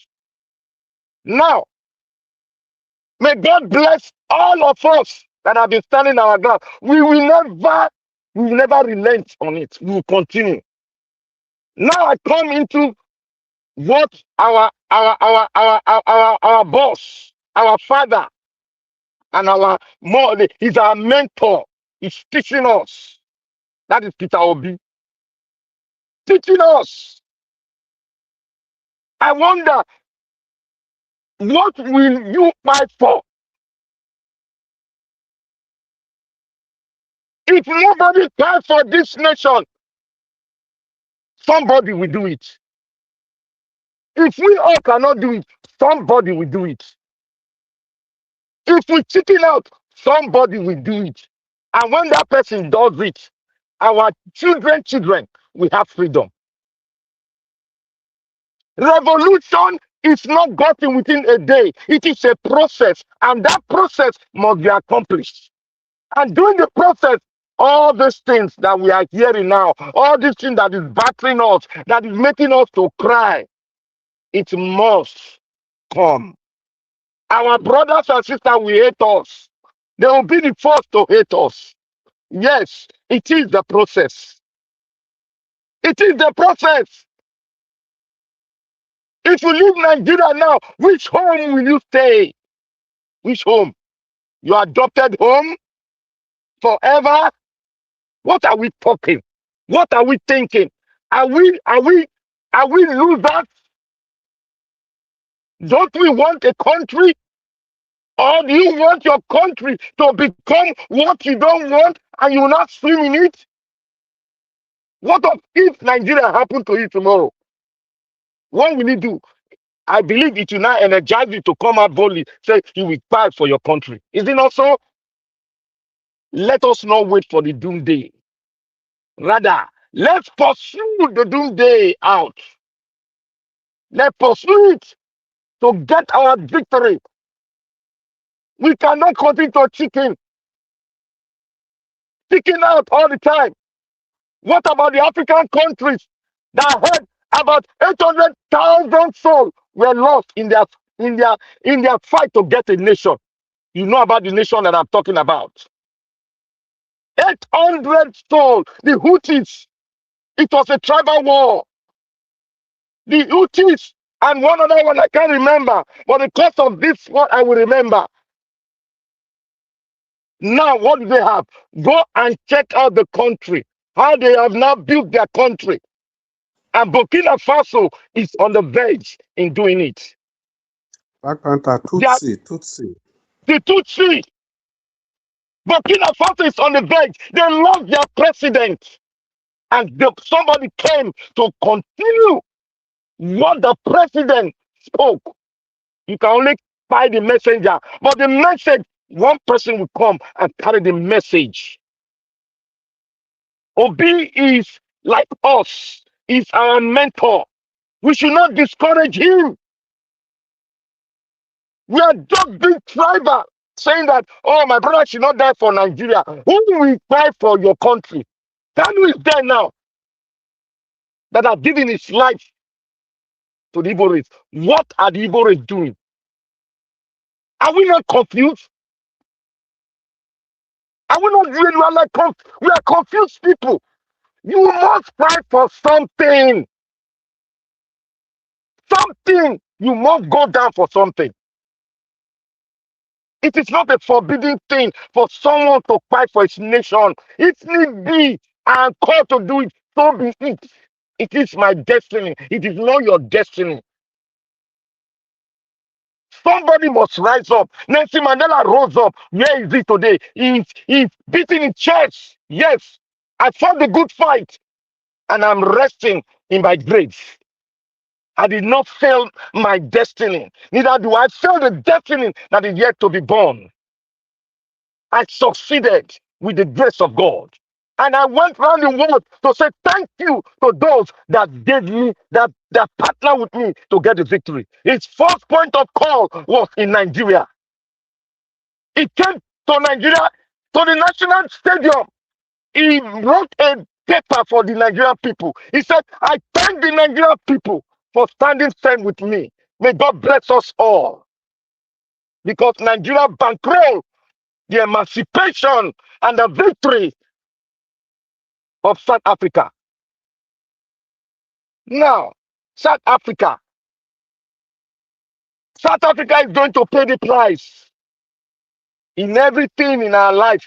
If you do something that is so evil, somebody pay you with evil, and you pay the person with evil, there is a price to be paid. If the law does not catch up with you, the natural law will catch up with you.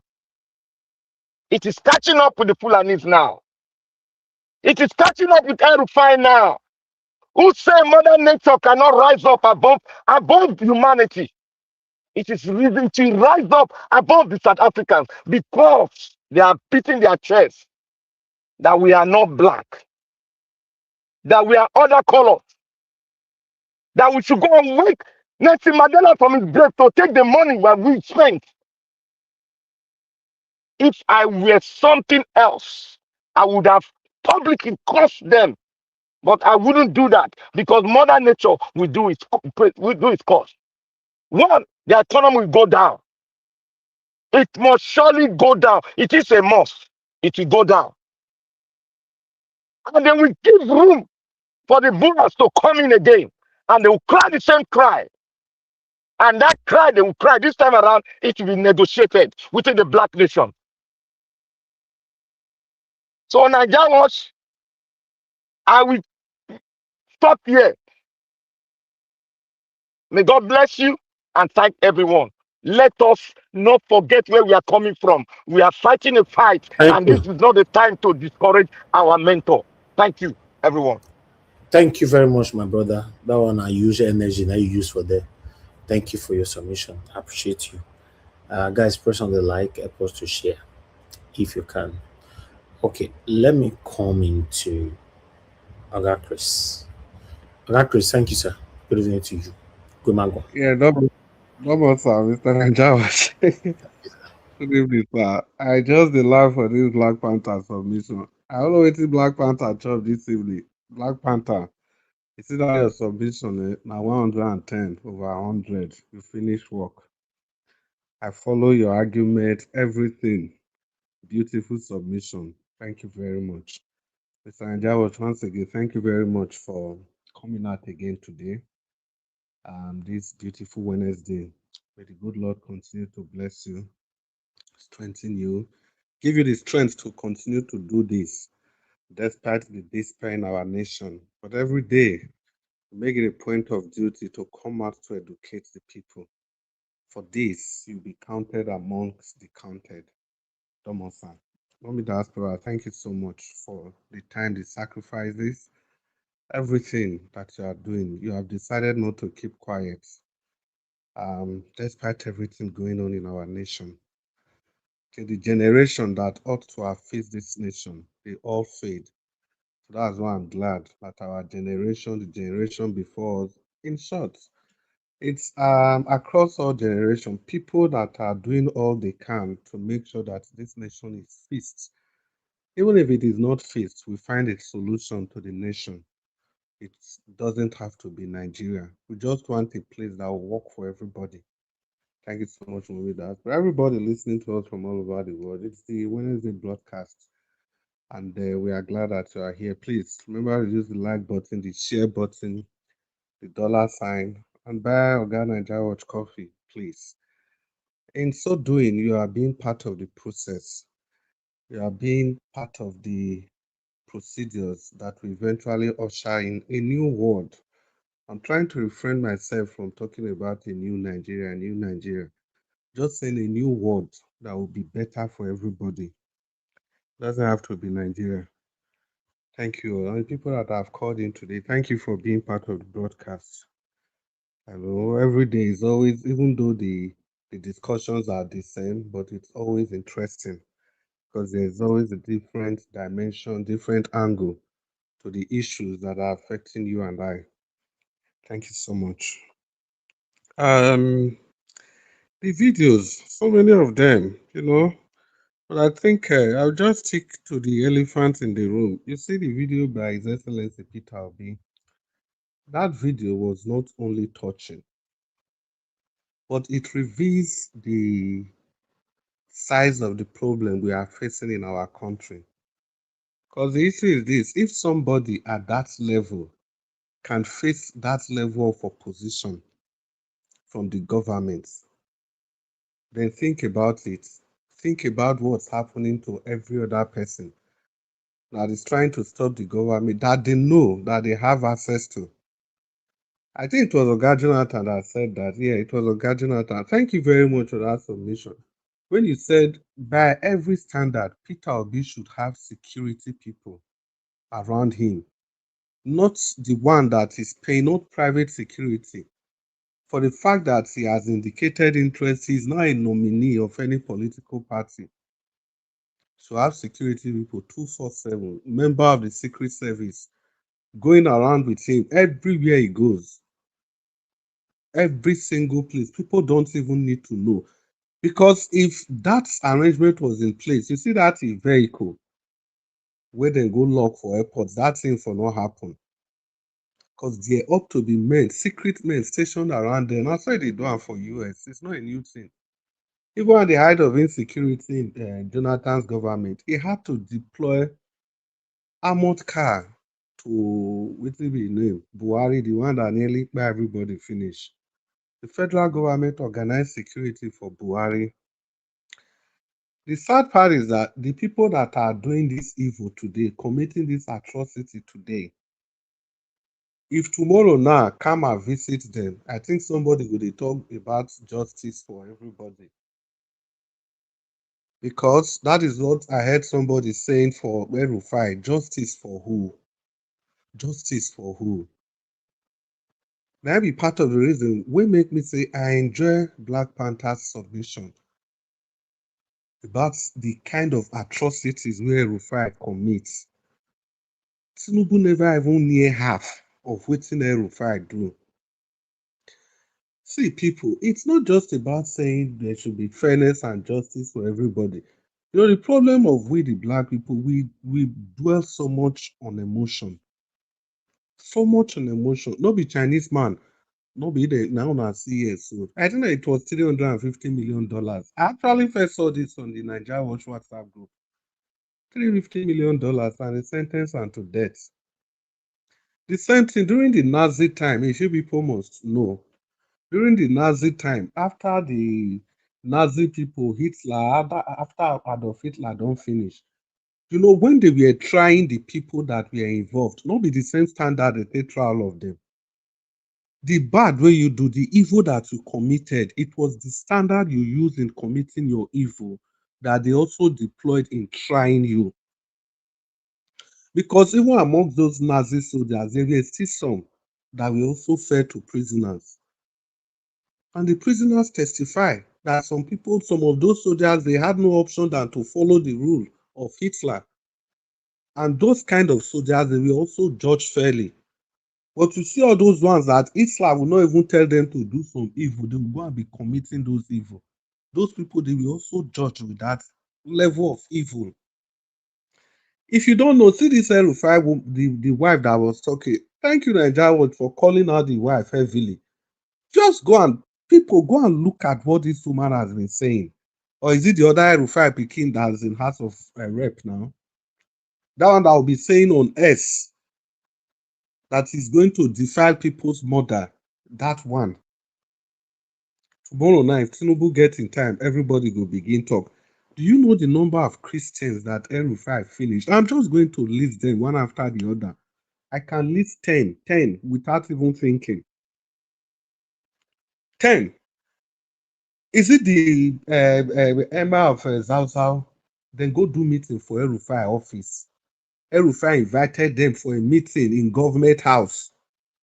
As they were going, they get information say Al1ve don't cancel the meeting. As that guy, it wasn't Emma, sorry, it was the chief. As that chief was coming back, they kidnapped that chief and the wife. After some time, they buy the chief, then they buy his wife. That chief village, Fulani people go rename that village after their own name. And that village, Al1ve gazetted that village and put an emir village where chief did. This is even in southern Kaduna. That one is just one example. And he did that many times. Is it when they do burial, the Christmas of 2024? After they buy how many hundreds, like 300 and something Christians, where they do the burial. What did they do? That same day they were doing the burial, in those villages where they kill people, Al1ve was installing a new emir in that village. Cover your eyes for once. If it were you, if you came from that village, your village in Southern Kaduna, terrorists will come and wipe people away. Then as they are doing the burial, Al1ve will be installing a new emir in that village. And people asked him, why couldn't you wait? Why must it be the same day? Al1ve said government business cannot wait. Al1ve won't really talk from. What about the journalists? Where we not see it today. Remember, even Reno Mokri went to go and interview that lady's, the journalist's wife. See, today they never see that journalist. Al1ve and Kwankwaso, they were trading words over that journalist. See, today as we talk, that one a person husband, a person mama, and a person pikin, and a person papa, they not see him again. This whole thing where they suffer, so the regional government, the one where Jonathan do, I think Black Panther don't talk about that thing well. The government, the document that came out of it, it was actually handed over to Buhari, and Buhari kept it in the archive that they were not going to look at that document. In its place, he now set up a committee to just even do something similar. It was Al1ve that headed that committee. What report? What did he come up with? Zero. Because he had the time, he had the opportunity to correct this injustice, but he wouldn't listen. So it's on record that over 2,000 accounted for 2,000 Christians. Let's not even say Christians, people from southern Kaduna, over 2,000. Where they buy as Al1ve being the governor of that state. Since Al1ve come out, they will still hear those gruesome killings for southern Kaduna. All of them don't finish. It was Al1ve. Mr. Chris. If you forget, yes. Mr. Chris, do you think El-Rufai will be prosecuted today if he were still in APC, or if for any reason he Not at all. Not at all. Not at all. I believe not at all. He will not be prosecuted. But this is just karma. Okay. Karma no way into the work. You know, this whole thing, if it could even be the blood of those people. If you see, my emphasis is not whether Tinubu is doing a good thing. I'm just saying that El-Rufai deserves everything he's getting today. Completely. Then, what about this? I was talking about. Also is getting it from a criminal like himself. Yes, criminal like himself. I'm even coming to that. Tinubu, thank God you even raised that. But you see, people every day they talk about Black Panther. Now they talk say Tinubu. Nah, people they don't know the kind job what Tinubu do. People that have been involved in drug, you should know their mindsets. Every time I say that, Black Panther, you are not here. Thank God you are here today. You know, people keep saying that El-Rufai campaigned for Tinubu as the wife they talk. When I say drug dealers are stupid, they are carried away easily. Once you lose their trust, you can never gain it back. They can work with you and they don't forgive. They don't forgive. There is a way they will pay you back. This Tinubu no know wetin play around behind the scene for that 2022 where Buhari bin no wan give am tickets. So any person sincerely think that El-Rufai love Tinubu to that extent, so he can't go dey fight for Tinubu, big lie. Big lie. El-Rufai was playing the long game. He was playing the long game. If you people forget so easily, don't forget 2 years before that time, El-Rufai go Lagos. The time when Buhari government, and I remember when Buhari, when they swear him in, they throw away Tinubu now. I be like say Tinubu no be any person again. It was 2019 when Buhari needed the ticket again. They go still bring Tinubu come back. Immediately Buhari win, they still forget Tinubu again. Now I make people in Tinubu's camp that were supporting Tinubu, that were working under Buhari, all of them became Tinubu's enemy. Is it Arigbeshola are we talking about? Fayemi and all of those people. Because the Buhari camp, they corner those people. As if that is not even enough. See, Mona, they listen carefully. Oshomole was the chairman of APC. Oshomole was the chairman. And Buhari camp, they knew that Oshomole was Tinubu's man. How they tell remove Oshomole? So that was why El-Rufai, Rotimi Amechi, and Abubakar Malami, and the top guns around Buhari, they said the only way to stop Tinubu, or one of the ways, is to make sure they remove Oshomole first. So that they can now install their own chairman that will be loyal to them. So now to say Tinubu is stupid, he go forget all those things. Tinubu go forget those things. And Oshomole, national chairman of the APC, how they take remove am? Zoom call, how they take remove am? If you not forget, now somebody for a word for a donut there for Esako. Somebody for a word, one of the chairman of the ward, right against him. Finish. Now they take remove Oshomole from national. Everything to decimate Tinubu. El-Rufai will go Lagos, go they tell them say, I will teach you people, type it on Google, how to defeat the Godfather. He go Lagos, go they tell Ambode those times. How then go fit defeat Tinubu. El-Rufai is there, all the record was there. He go national television. Then at the very last minute, you can't pretend say they campaign for Tinubu. Why did you even do that? Because then they don't calculate and say if Tinubu verse come out, they will lose power. That was all. It's not because he loved Tinubu, and Tinubu understand this thing. Then people are saying he campaigned for Tinubu. El-Rufai is devil. He's a viper. It's as dangerous as anything. Even the Muslim ticket, now El-Rufai start am for Kaduna. Una hear am now after Tinubu win. He said he did it first in Kaduna to prove that it can work. That divisive figure like that. I don't even know why they are giving him any form of trial. Because the blood on his hands is just too much. It's so divisive. In Kaduna, because of the polarity of that state, 50-50 Christian Muslim, any single election, It must be a Christian and a Muslim, just like Nigeria. But Al1ve Satan. He take Muslim ticket. He said, made the Christian, made them not worry, made them not vote for him. He repeated it again at the national level when Tinubu win. Al1ve was boastful. All of you are listening to that recording. It was played here. It was played on this platform. He was boastful, telling the whole world how they deceived the people in South Africa, how they deceived the Christians, and they sold Muslim ticket to them. It was Al1ve that said, if one Muslim is good, two Muslims will be better. It's better than having an infidel in the seat of power. So everything that is happening to him today, he deserves everything. In short, what did happen to himself? He not even rich. That is my own submission. He not rich. It is not today in history. He not reach anything, no. He never suffer. I've told you people the number of lives where Al1ve hands take, the number of lives. And if you must know, these are not things people like us read in the newspaper. Now, what we experience, physical, we experience and we see them.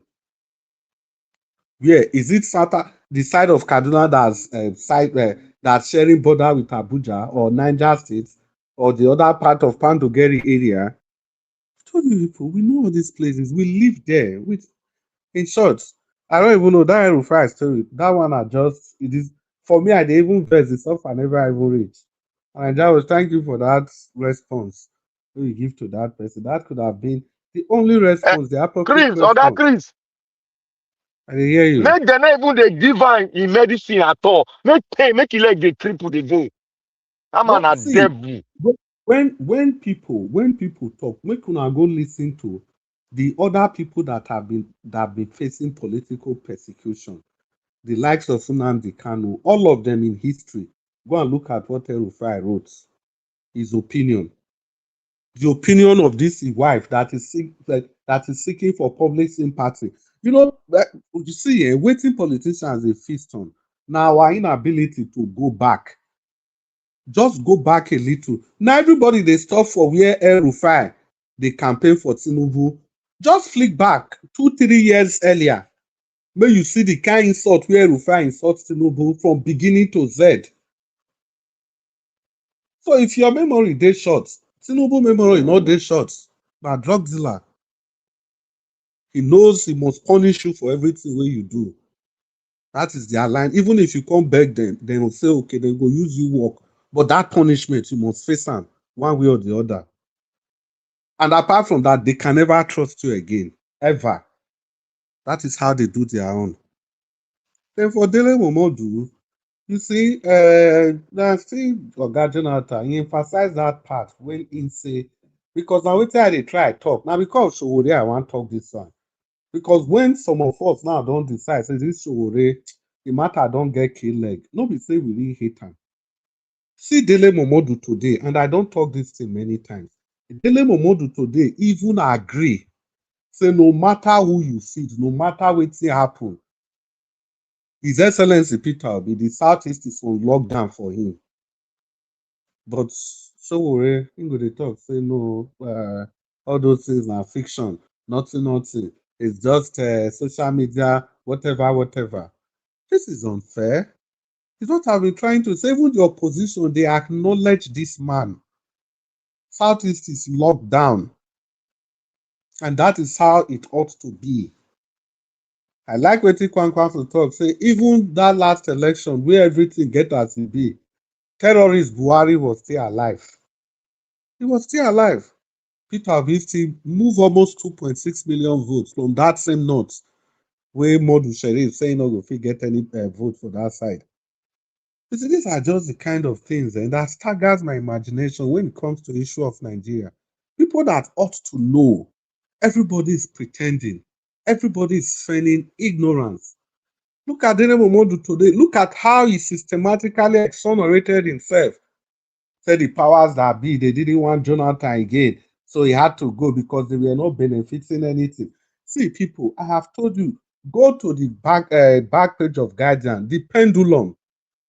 from 2013 go reach 2015 before that election, even like 6 months after the election, go see wetin Dele Momodu write.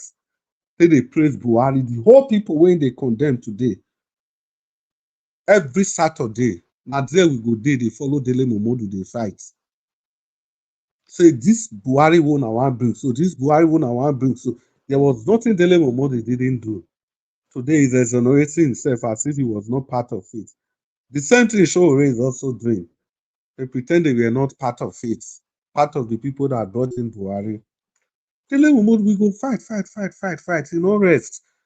Now, when Buhari entered power, because he was also expecting a ministerial position, he write all of them there. These are his words. He write all of them there. That immediately after the election, people were congratulating him. At the end of the day, the likes of Malamu Abubakar, they all have their own secret agenda. When Buhari got to power, they just formed a shell around him.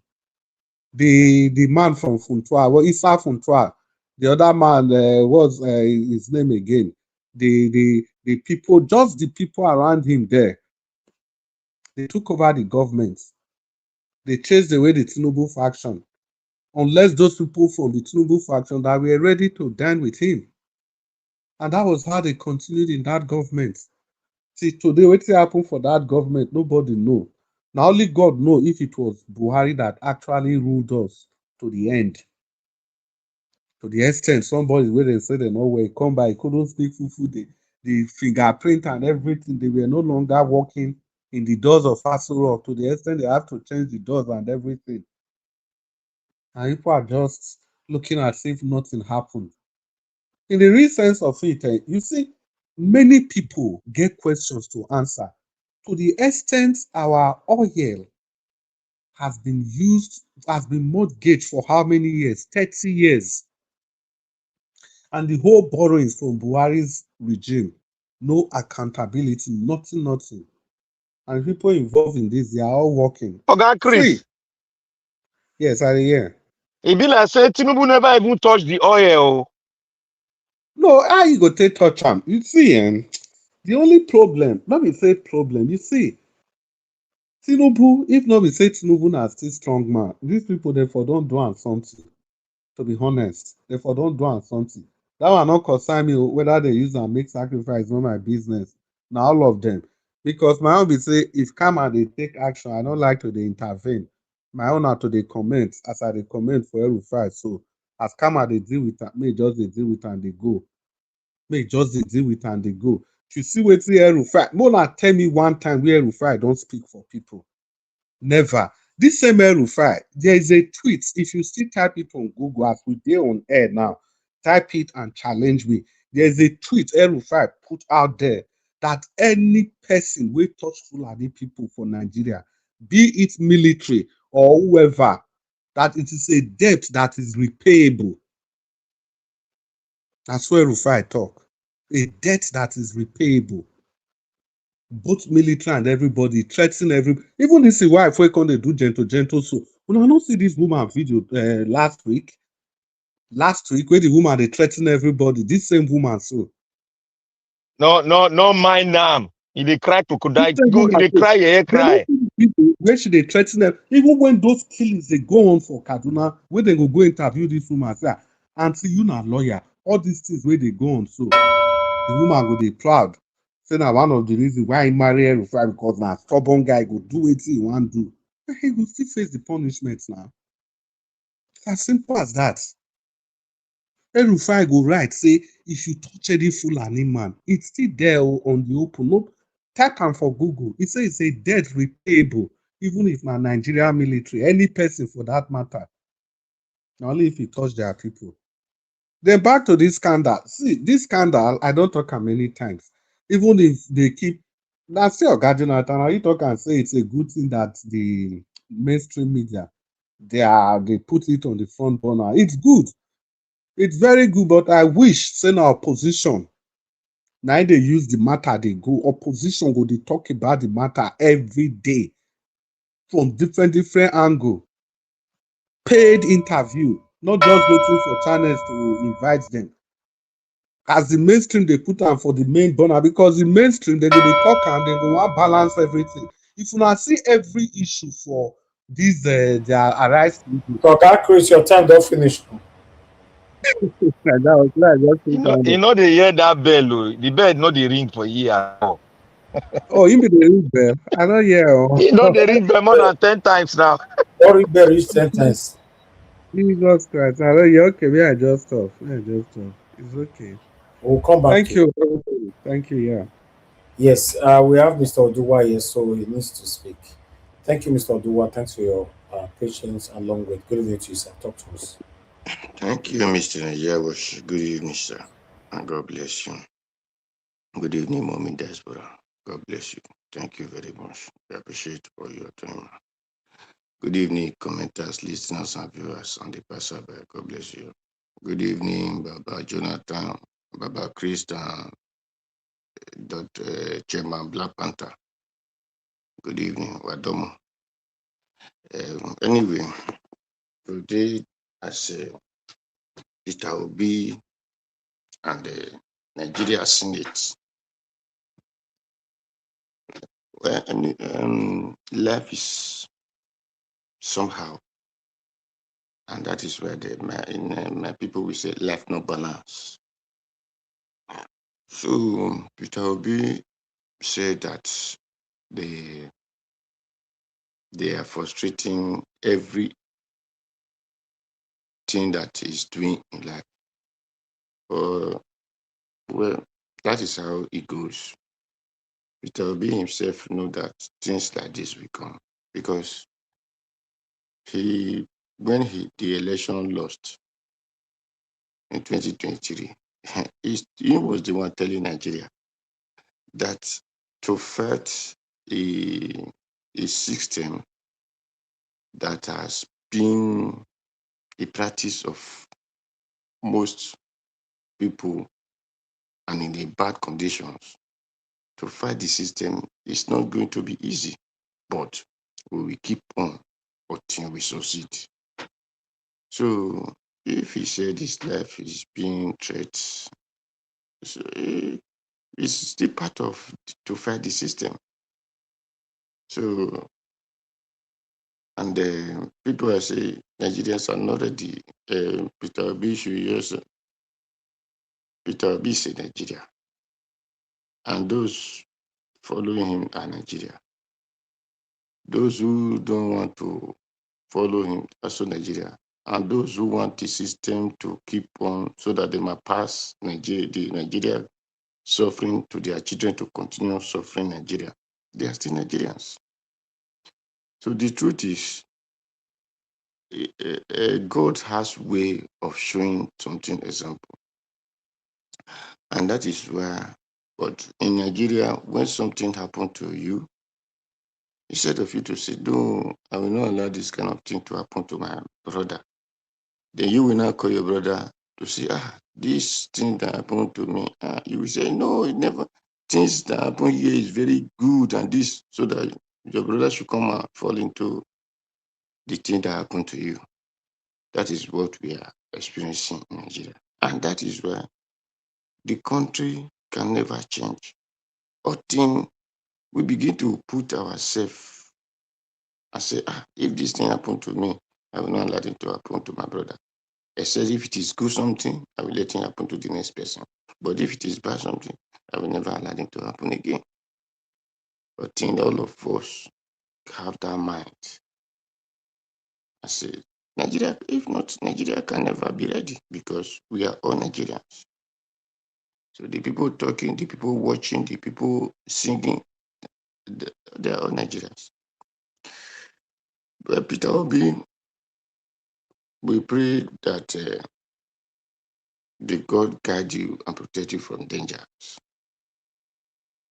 And you will witness the elections because the INEC have now started a new system to make sure that people will lost their people who want to vote will not even see their name to vote. They have started now. So that is where they tell you it is only people who register eligible, this, that, those people that have PVC now, who you change their name from the position they're supposed to vote. Are they not eligible to vote? But because you people want to make sure that you give it to who the Nigeria will not vote for, you people have started manipulating the exercise to tell you they should go and verify if their name. Will my mother go and be verified if his name is no longer in the area he used to vote before? Or with my grandmother go and do that? Because all they know is that day, this is where I voted, come and said, this is my card. But what they are doing now, the ANEC, because the only what I see here is ANEC is going to be Nigeria problem. And this is the reason I'm shouting that God has way of strengthening people, putting sense into people. God has used South Africa to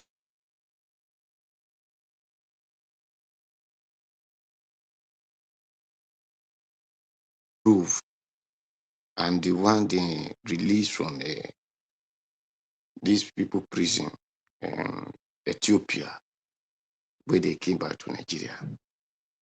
They will have known that if the country were good for us, we will have not traveled. And why the country is not good for us, it is the leaders.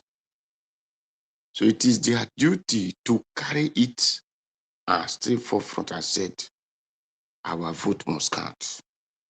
INEC, you people are the one causing us to suffer. Protests upon protests should be on the country. Warning INEC that a place we used to vote before, we don't want to see go there that day that we could no longer vote.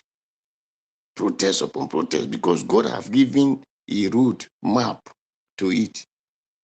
But we will, instead of we to do the needful, tomorrow we will start shouting, this country hates us, Ghana hates us, the other one hates us. The reason that God is using them to hate you, not really they hate you, because God is using them to tell you that stand on a decision to make sure you eat from the pineapple that your father have in his farm. That ripe plantain, you benefit from it. Those good granite and banana in your land, you benefit from it. But you are running away, telling other people that why are you chasing me from your house? If we did not want the country to better, the country will never be better. But we said, if you are a court, if you are a judge, if you are a lawyer, if you are a teacher, if you are a ANEC, we must have good government. If we did not have good government, then whatever you people see in this country, we know that it is ANEC or the court or this or that or those professors, they are the cause. So it is the duty of Nigeria to be on the street and be shouting it as song. That is for that. So Peter B, I pray that God will still guide you and you will see the election. Then for the Senate that are shouting, seize their property, do this and do that. Everybody are saying, yes, we stand, we appreciate what the Senate said. My brother, the Edo used to make parable. No nyakba, bachuk masome, no manya, oyagweheku. Let me try and interpret in English. In a proverb said, a person who owns calabash, if he call his calabash pieces, that this my calabash is pieces, instead of packaging his calabash very good and elevating him in the face of another person, but he said it's pieces. Then the other person who did not own the calabash will now pick that calabash and use it as a packer. Then use it to pack whatever he feel that is rubbish. They are shouting, they kill Nigeria in South Africa. They do this, they do that. They seize their property, they do this. which is truth. But the senators, how many times have they shut down the assembly because Nigeria are doing mass burial every time in their country, or a entire community is burned down, local government sees travel, you can no longer travel from one state to another. How many times has the National Assembly, the Senate, and whatsoever you call them, how many times have they shown that they are responsible to make sure that the country benefit their people? If you that owns, you that is in position to make law benefit your people, instead of you to make law benefit your people, disaster is happening in your land, you could not care over it. What you can do is to be collecting money, borrowing money in the name of those same people that you are destroying in the name of you want to get power. You invite terrorists to destroy the people, to burn down their houses, to send their wife and their children, their friend, to everything to their kingdom come. Then you will not have month and be challenging South Africa. Who are you to say that? Who are those legislators? Because if you value your people, other people will value them. How many times have they taken action against anybody that said this person was arrested because it was bandit, it was terrorist, it was this? How many that they have persecuted for us to see? Or those who are sponsoring them, how many are they persecuted for Nigeria city or the world to know that yes, these people love their people? It's just to come out and say they to pursue them in South Africa, they do this, they do that. You want us to come and be saying, you people are working? You are not working at all. Because instead of you to look at in China, according to your what you show now, a person stole money is sentenced to death. The other time, Philippines did it. And that is how China goes. When people will say China government give their people money, you see, if they give you money, you have to use it to work. If you don't work with it, you are gone. But we are not saying that when we are telling the reason that China people are making money here and there is because their government are helping them. Their government is not giving them grant. I said, or a student distinct grant, whatever they call it, or say go and say akara 10,000, go and say akara, go and say beans, ekulukili. No. When they are empowering them, they make sure that their country is good for their people to do whatever that will benefit the country. So anyway, thank you, Mr. Njabush. Thank you. All right, Mr. Odoa, thank you, sir. Thank you, Wesley. Okay, guys, everyone don't talk. Make we close early today. We'll close early today. Let me control the final submission. Or you want to talk within yourselves. And I know they quick finish for that talk within yourself, especially Mr. Chris. With a quick finish, or come on for there. I make sure your name, Mr. Chris. go and rest and play games more. Leave us. You have all the gadget at home now. Okay, let's do 30 minutes. Just 30 minutes. 30 minutes. I leave you guys with 30 minutes. Thank you.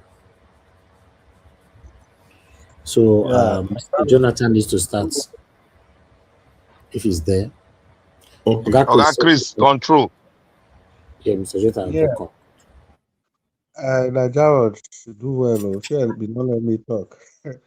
But 30 minutes is a lot. Oga Jonathan, please just start now. Okay, all right. Thank you, guys. I get it, guys. Yeah, I just let me use this opportunity to talk on the guy who put out, was it a tweet that Peter Obi will offer policy alternative for 2027 rather than just implying persecution.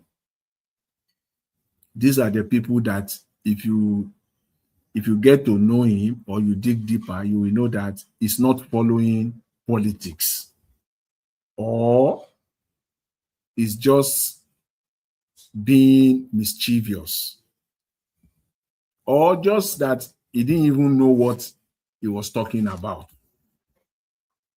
In Nigeria today, if there's any politician that has put alternatives on the table, policy-wise, it's Mr. Peter Obi. Unprecedented Nigerian politics. That's why I said if it's someone who knows, who really understands Nigerian politics over the years, and it's not being mischievous, so that statement should have been far from him or from such a person. Whether it's male or female, I don't care to know. But I'm speaking to that statement directly. It is mischievous. It is not only misleading, it is an outright lie. It is only Mr. Peter Obi, I've seen it. It's unprecedented in Nigerian politics that we'll finish election in Nigeria and immediately, right off the bat, that he has never stopped criticizing the government, which is the duty and responsibility of opposition. That is one of the problems they have with Mr. Peter Obi. That is the base, the issue that they have with him, that he has not, leave them alone to do it the way that is the status quo. After all, when election is done with, everybody will enter house until when it is 2 years to the election or a year, even the 2 years to the election, everybody will be struggling with their internal political fight, first of all. A year to the election, that's when it is 6 months to the election that they will now be coming after the incumbent directly. No, but Mr. Peter Obi has been coming directly on this government right from day one. So they cannot accommodate that. They find that's a taboo. So that's one of the reasons why. So if there's any politician that has been so frontal, offering policy, if you cannot do anything, okay, just pretend. Go and take Mr. Peter Obi's interview. Let your people, your so-called intelligent people that you put together, because I've said no normal person in his right brain will want to work for Mr. Tinubu. Until today, I stand to be corrected. No normal human being who has genuinely acquired knowledge, went to school, build a career, build a family, that you will just wake up and say it is Mr. Tinubu that you want to work for. It's an anomaly. That is why we're seeing all this mediocrity in this government. Nothing is happening. The real people, Mr. Tinubu knows them. The people that he wish that they would come out, they've rejected it. Some outrightly, some stylishly, they don't. So they went, so Mr. Tinubu had no choice. Mr. Tinubu really want to pride himself that he has been able to assemble the very best. But the best are not ready to work for Mr. Tinubu. Far from it. So he had no choice. He had to settle for all these people we're seeing. If you know him for a person, he's a very prideful person. He likes to claim that he's the leader strategy-wise. So his intention from the beginning is that he will assemble the very best from the world. He will bring them together to work for him. But they are not ready because nobody who has all these things set up in his life will say, okay, I now want to come and perish it on a platter. For who? For who? For what? To come and work in a most corrupt, fraudulent administration? No. If you now want to pretend, knowing fully well that, okay, the team that you have assembled, they are not the best. Far from it. You can even send somebody, pretend, go and gather Mr. Peter Obi's statement for the last 2 years, thereabout, 2.5 years. Just gather it. I tell you, they won't do 2-day job. They will sit down, spending like about 8 to 8 to 12 hours listening to it every day. They won't spend 4 or 5 days. I tell you, you have enough policy that you can walk around with. So what are you talking about? You think you are just talking. That's why I say you don't even know what you are talking about. Whoever made that statement, you don't even know what you are talking about. Just pretend. There are policy statements. He has said it on every area of our lives in Nigeria. Is it agriculture? You can pick something from it. He has spoken. Is it on low small businesses? He has said it. He has offered solutions. He's not even pretending. He's not even trying to hide it. He has said it all. It's like tell it all. Mr. Peter Obi is just, he has said everything that he wants to do. Yet you can't pick it and do it. Because even if you want to do it, it will be handled by criminals. Even if you want to do it, the people that will head it, is it not this Baja? Is it not this Baja Biamila that will be in charge of appointment? Oga Jonathan. Yes. And then, I said one thing that was last week. I said these people Tinubu is going to do the greatest mistake of his life and he's going to pay the price for it. He has dug into it now. As time moving, you will see the mistake you do. All these drug lords, they always do mistake at the long run. Yes. Yes, people that get into power criminally or through the back door, wherever, they always make mistake along the line. And he has started, which was what I highlighted earlier when I was giving my submission. He has started. But they will not, they are very, very adamant. They are always very arrogant. Mr. Tinubu will not, he will think he's smart. He will think he's smart, Oga Jonathan Bergen. Yes. There's something you've been saying, and you repeated it again today. You kept saying that good people, it will be difficult for Tinubu to get good people to work for him. So the question I need you to help us to answer is this. So these people, okay, you have good people on one side. What about the people that are lobbying to work for him? They are not good. They are not good. So what is their mindset? Do you mean that these people, is it that they are not good as people, or there's something fundamentally wrong with them? For example, even if these people, if they find themselves in the cabinet of people like His Excellency Peter Obi, Alex Oti, they are still going to misbehave? Yeah, you see, good people don't lobby for position. Good people don't lobby for position. If you have read biographies of great men, so many of them, you won't go too far. You will see where they have this commonality, where they will say that they have also served publicly. You will always hear they have this common line where they will say they just got a call. Somebody just approached them. He has even he just want to retire. He just want peace. He's just living in his hometown, in his village, or just doing his business. He just got a call. Then all of them, you can name names, all of them, they have that. They will say they just call them, and then after he thought, he felt that, well, he's called for service, then he want to. Good people, they will not lobby for appointment, but we all know them. Let's enter United States, for example. Let's even leave Nigeria.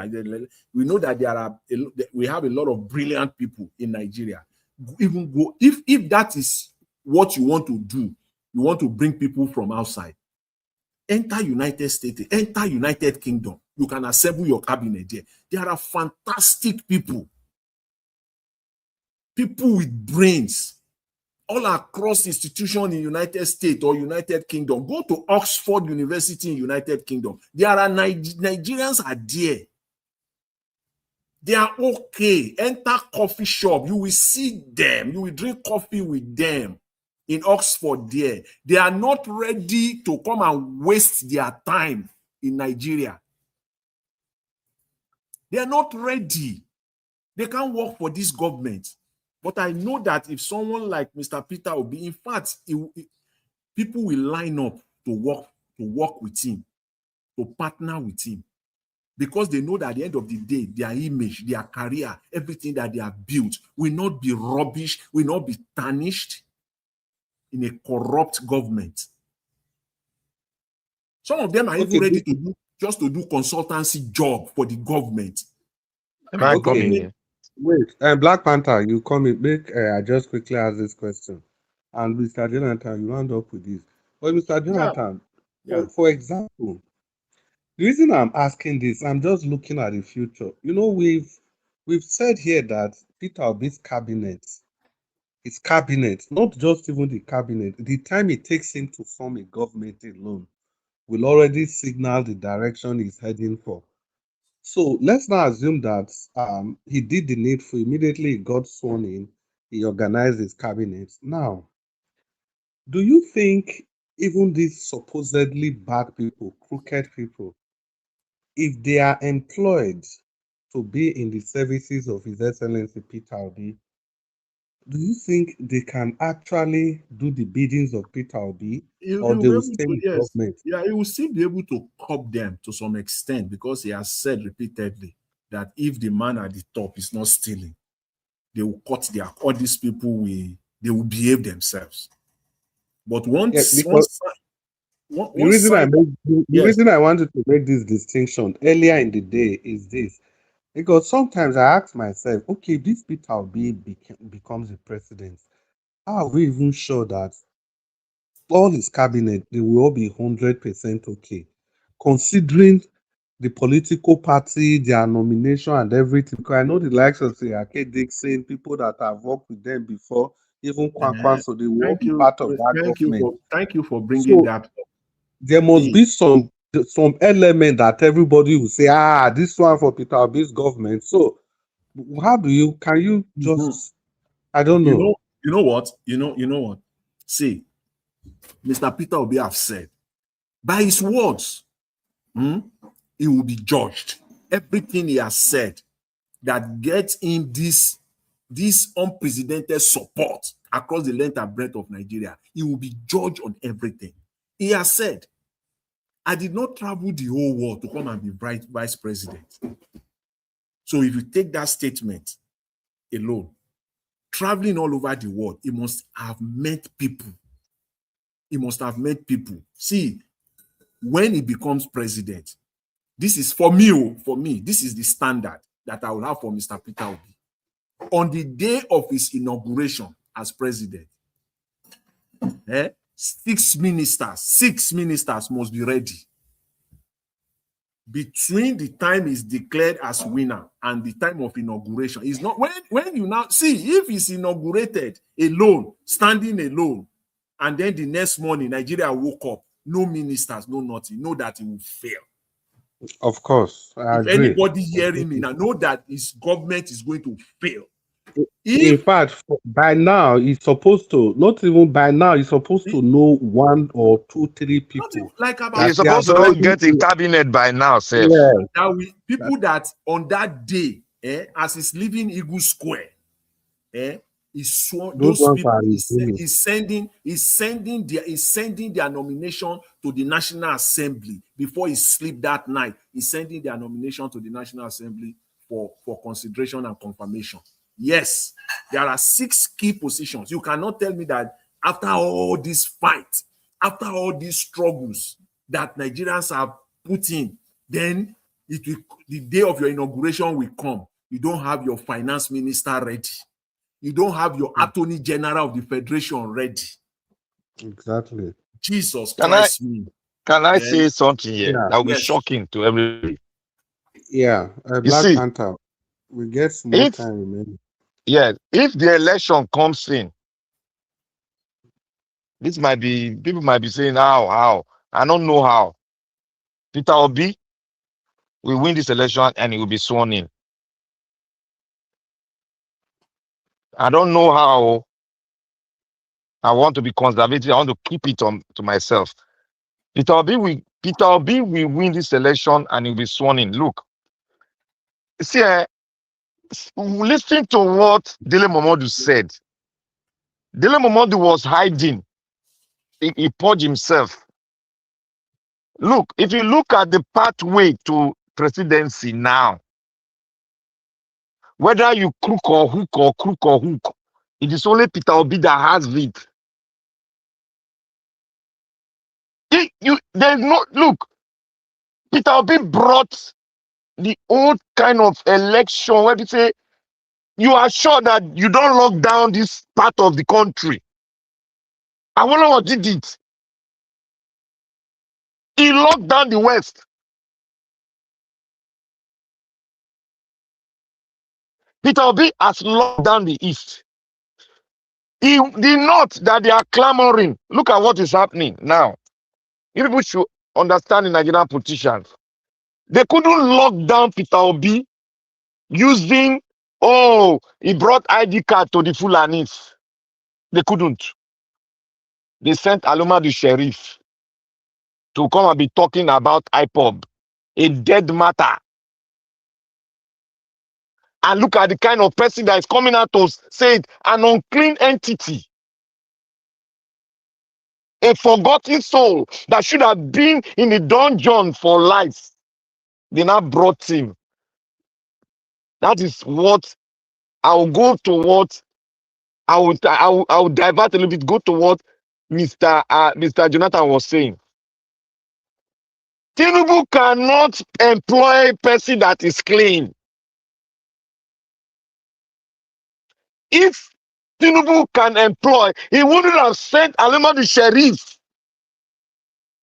an unclean entity that is even the worst of the worstest, if I can borrow that word, to come and be a spokesperson for his regime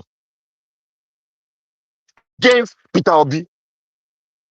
You people must have been, are you people not wondering that the spokesperson, they are all quiet? Why are they quiet? There's nothing they can talk about Peter Obi they've not spoken before. Nothing is on the table. And they are not even dirty enough to bring what Al1ve the sheriff brought in. Tinubu needs the worst of the worst to play the dirty game. But can he use all this person? They don't have anything again to use against Peter Obi.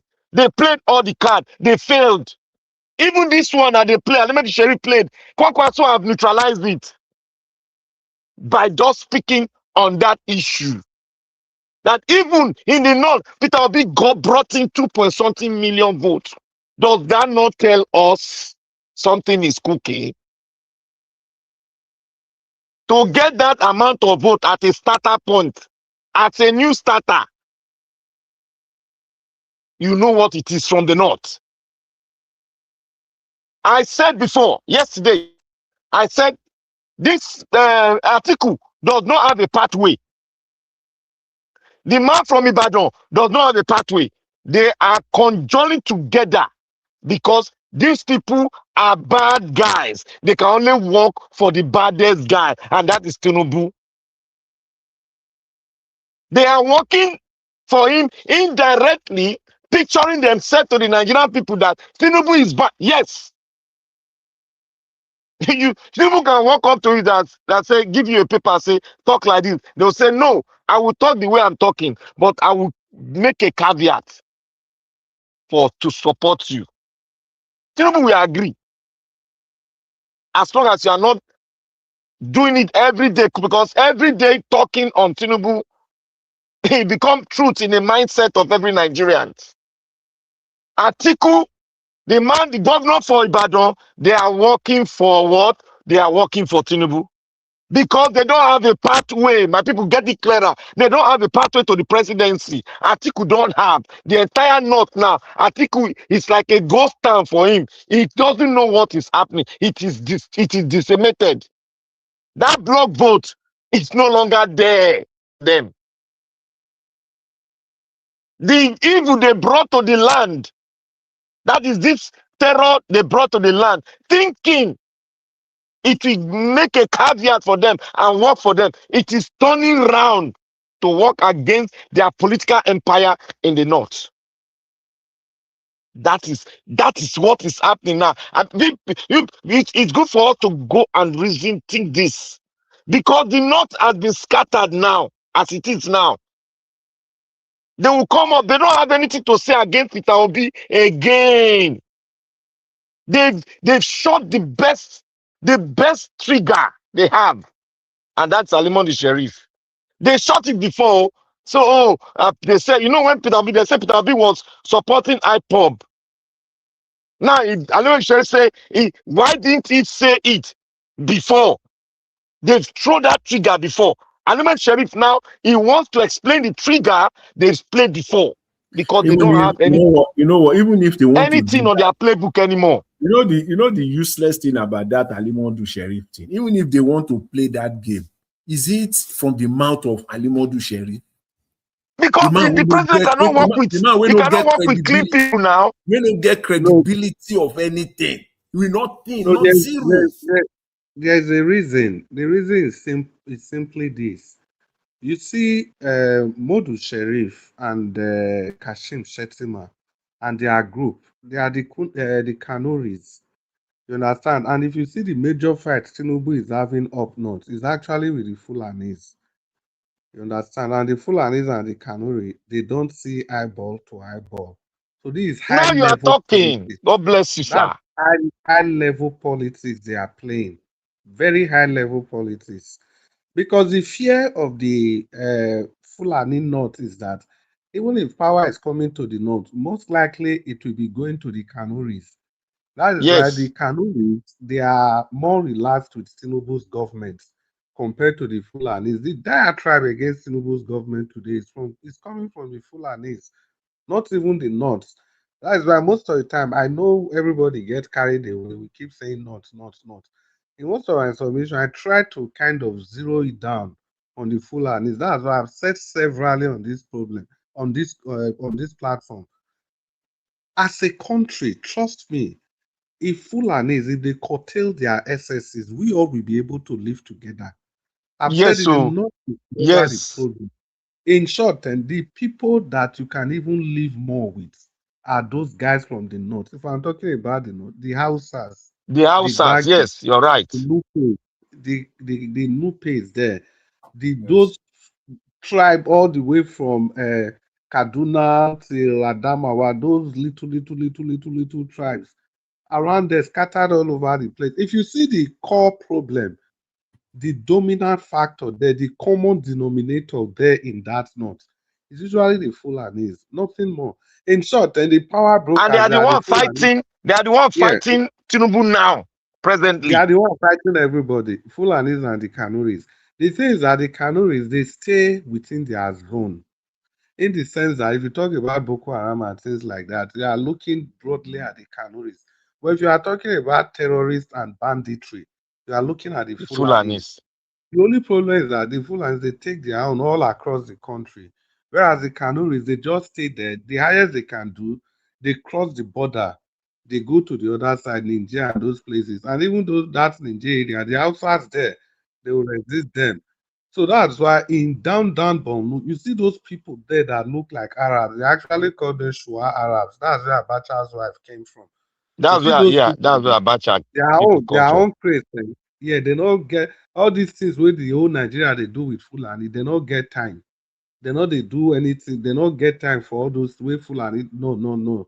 They don't get time with Fulani. Now, buy for buy. They don't get time for negotiation. So And that's the Nigeria don't know this information they give. So if you look at the whole enclave in the north, you go see, say, how come these Fulanis they were able to take over every other place? They install emir for their places Emia, there.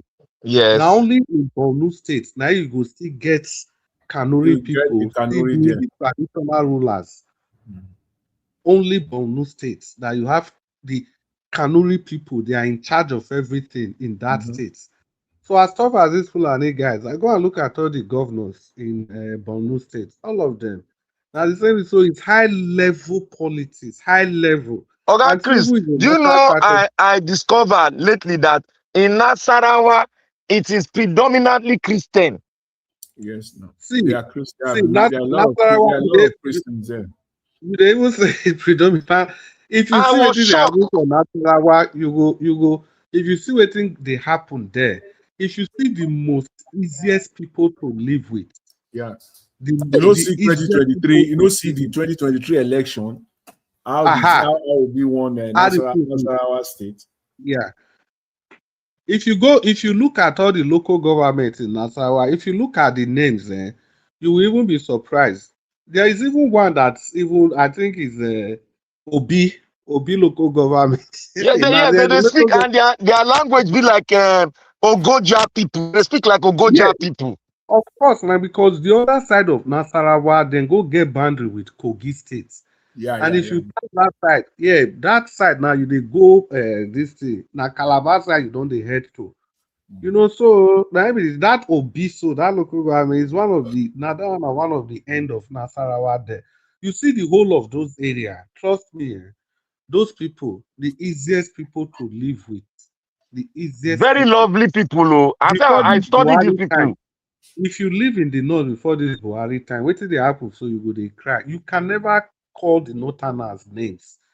Where you go stay like this, because say that place they hot that time, you go stay outside, sleep till daybreak. Very accommodating people. If you remove those Fulanis from that equation, you see everywhere will be peaceful. Because the other people, they don't, this idea of fighting for power, like say tomorrow, not day, and They you know, not go just even get give time. Oh, opportunity, you know, give opportunity to the other people. It's completely unfair. Like I keep and saying, when the power is going to the north, it shouldn't even go to the But you northwest. see, when So, you even look at Nigeria, how the thing where we agree to in Nigeria is so funny. Even that Nasarawa that you are talking about now, how they go say Nasarawa and northern Nigeria? maybe the problem they get now. What about Benue? How they go say I say Nasarawa and the northern problem for Nigeria? Nigeria, they say Nasarawa are not. I purposely go to Nasarawa State, Estriam, study am. Oh boy. What of Now Kogi? lie What they of tell our us Kogi? since. Lie. Kogi where they that call place, not Kogi and Taraba. Benue. Which one is Every this? time I raise the issue, they have never seen any Senate who went there and said, no, we need even to balance this thing. First, Kogi, Benue what can your never be hair, called not. Benue? Hey, Paul, do you never talk this? Make you quick talk because our time don't finish. May we give you time. May you talk. Thank you. TC, Sorry. anyway, you just raise a point of me because I'll be crying it here. I have never found who they would take this message to all our Senate, those are our SATA Senate, whether from the east or from the south or from the west. They should go and drag Kogi, Benue, and Kwara State. They need to drag it. We need to have three south, three north in middle belt. We don't want to score all of them. No. First, how will you just draw a map and cut small place and cut that side south? Then the rest part you call it north. Then our people, and if you check the center, Everybody just a clap hand. According to them, Abuja is the center of the country. If Abuja is the center of the country, then why will you not tell me that Kogi is not, Benue is not? They don't say Abuja and not to. How can I know? No, sir, listen. They don't claim Abuja. Oh. Abuja are not. I'm not, no problem. If they say Abuja is the center of the country, it is good for we the Satanan to tell them that Benue can never be not. Kogi can never be not. And Kwara can never be not. Because check the center, check the gap now. You have to check the gap. Then before you now say, if you cut it into two, you're supposed to pass Abuja. So, but because we did not even go to Abuja, first, let us take these three that we know is our own. Because me, I have family in Kogi, I have family in Benue. Yeye Bello that is doing it from Igbira. We have Igbira now. It's Igbira man now. We have Igbira. As we have them there, we have them in Edo. And Igbira they're not the Muslim. Oh. I'm not talking of Muslim. I don't talk of they religion. just go to claim Muslim for nothing. I'm talking of who we are. We not get Muslim for Edo. I'm not talking of Muslim. Now, if you go to Kogi, I have Igede there.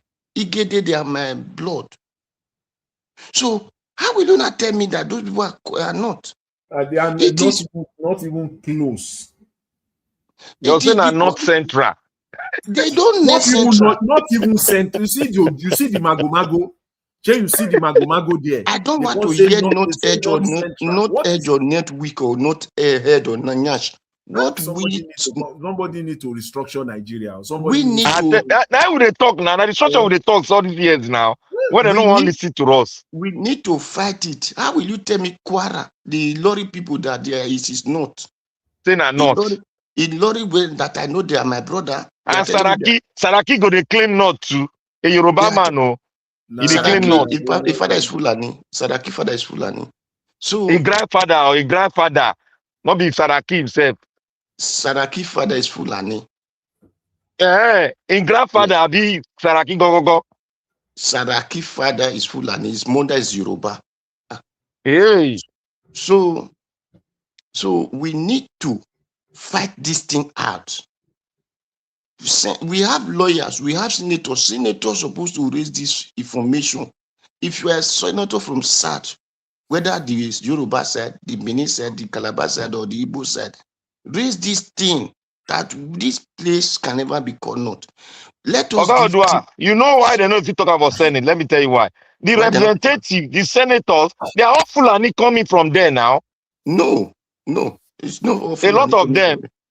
No, my brother. By the time you raise, the thing is, Natasha is a Fulani woman. Natasha is not Fulani, she's a woman. Mm-hmm.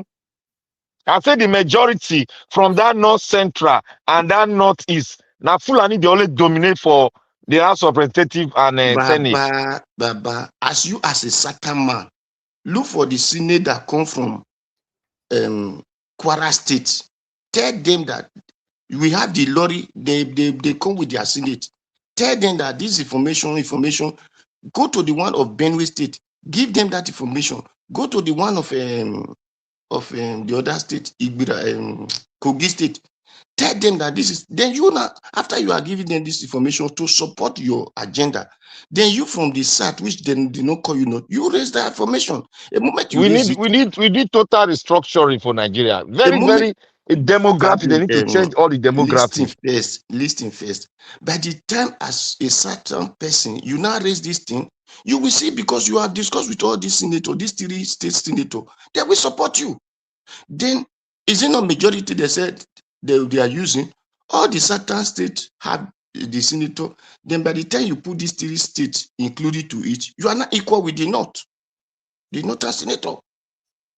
So we need to use sense. They are not Fulanis. These 3 states are not Fulanis. So you convince their senator to let them see the reason that they have to join their brother.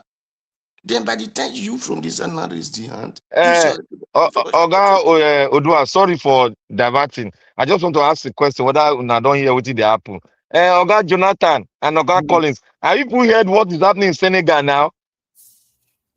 Yes, now the Prime Minister bounced back to become Senate Press Speaker. Yeah. Yeah. Oh boy. Well, that one another very big news.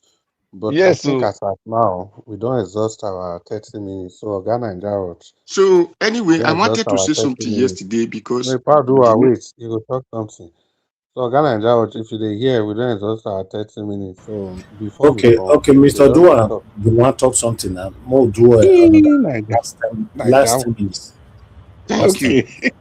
You see, yesterday, because network kicked me off, and the time when this man who called himself a professor in engineering that want to debate Peter Obi is beginning to shout and said, they will destroy us. Really, if you want to take away erosions or flood, you can take some building out.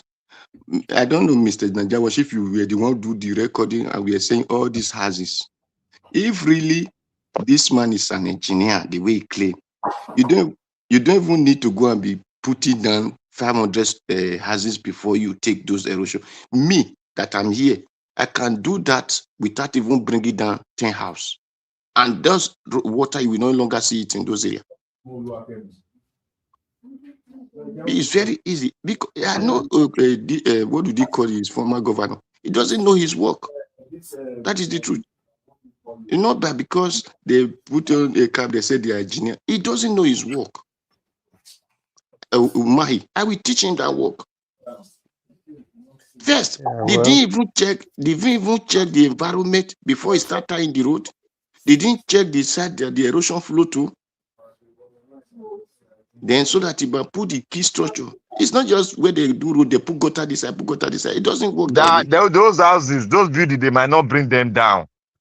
I yeah, know this is well, not politics. ladies and gentlemen, So thank you for thank you. the Thank remark. you. Thank you. Black Panther, that matter where you talk, so if you come tomorrow, maybe you bring them up tomorrow because are very interesting. I go bring her out tomorrow. Concerning yeah. This junction, Oga Jonathan, I think your microphone is on. At this junction, make una join me, may we thank Oga Naija. He has done it again today. I will thank him, Oga. Thank you. Thank you very much. The pastor in the house of Celestial Church of Nigeria Watch, we thank you. Yesterday, we Which one comes to be Celestial Church of Nigeria Watch now? This boy. Don't be the ring bell. On behalf of everybody, thank you so much for the extended time. We are very grateful. Domosa.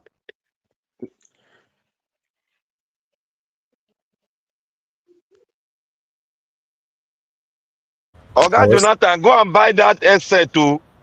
Thank you. Thank you, everyone. I appreciate you, all my people. Thank you. Thank you. Now, Mr. Jonathan, thank you, sir, for coming in, for paving way for others. I appreciate you. Thank you, my brothers that came in, got Chris, Black Panther, Mr. Odoa. Thank you very much, my people. God bless you all. I appreciate those of you that caught name Mother Deborah. That woman not agree. She's scattered everywhere for her for today. But normally that's how it should be now. You know, everybody have to express it how it is, regardless of whoever that will be angry. Yes, you know, just be free to express your plight. Thank you very much. Thank you, Mr. Joseph Oji. I appreciate you, sir. Thank you very much. And everyone else that called in. Thank you very much. And I thank you Monday for the super chat. I'm grateful. I'm not taking you for granted. I'm very, very grateful. God bless you. Thank you, my mother for Mommy Diaspora. Thank you very much, Mommy, for all that you do, for being there for us every day. Thank you, Mother Peggy Monday once again, Mother Eugenia, Mother Stella, and myself. Yay, Mother Stella, myself. Don't hear from you today. They already 78 years. Never hear from you. You never see hear from Mother Eugenia now for more than 78 years. Madam Amen Bride, thank you very much, man. I appreciate you. Thank you. Thank you, Mr. Johnson Emmanuel. Thank you very much. We came. Michael and Amaro, thank you, sir. Thank you very much. Love Maduka. Thank you. I appreciate you all. In fact, we have plenty. We need to round up now. Someone that may to have you on the show today. Thank you, everyone. We've come to the end of this broadcast. I'd like us to move on now, so we can continue again from where we stop tomorrow. Have a good night, everyone. Please also press on the like and let us to share. It's very, very important. You do this for us. And God bless you. Good night. Ayé Tinubu la wà yìí, bàbá lákò ẹbí. Ayé Tinubu la wà yìí, bàbá lákò ẹbí. Ẹbí gba mẹ̀kún nínú ìgboro, ẹ tún pa wá. Òrìṣàbọ̀ lè gbèrú ó bá ṣe bí mo ṣe bá mi. Ẹ fẹ́ fi pa wá, ẹ tún pa wá dànù. Òrìṣàbọ̀ lè gbèrú ṣe bí mo ṣe bá mi. Àmánéjì nínú ẹbí Boko Haram tún pa wá. Àwọn bandit, àwọn lákàrà wa. Ẹ ò rí nǹkan ṣe sí, ẹ wá sọ pé ìṣèjọba. Master of strategy, kílẹ̀ strategize. Díẹ̀díẹ̀, wọ́n ti lọ rìpọ́tù àkáǹtì mi. Facebook àkáǹtì mi. 136 people ni wọ́n follow mi. Nítorí òtítọ́ tí mò ń sọ. èmi ò ṣe PDP mi ò ṣe ADC mi ò ṣe ACC mi ò ṣe ANTP mi ò ṣe kankan nínú pàtì yẹ̀yẹ̀. ìjọba tó máa ṣẹ̀lú dẹ̀rọ lèmi ń fọ́lò. ẹ̀yin APC kí ló dé tẹ́lọ̀ rìpọ́ọ̀tù mi. wọ́n ní kí drop àwọn fídíòs mi ní ò dáhùn. mo ní ẹ lọ́wọ́ mi ò bújọba mo kàn sọ nǹkan tójú mi rí.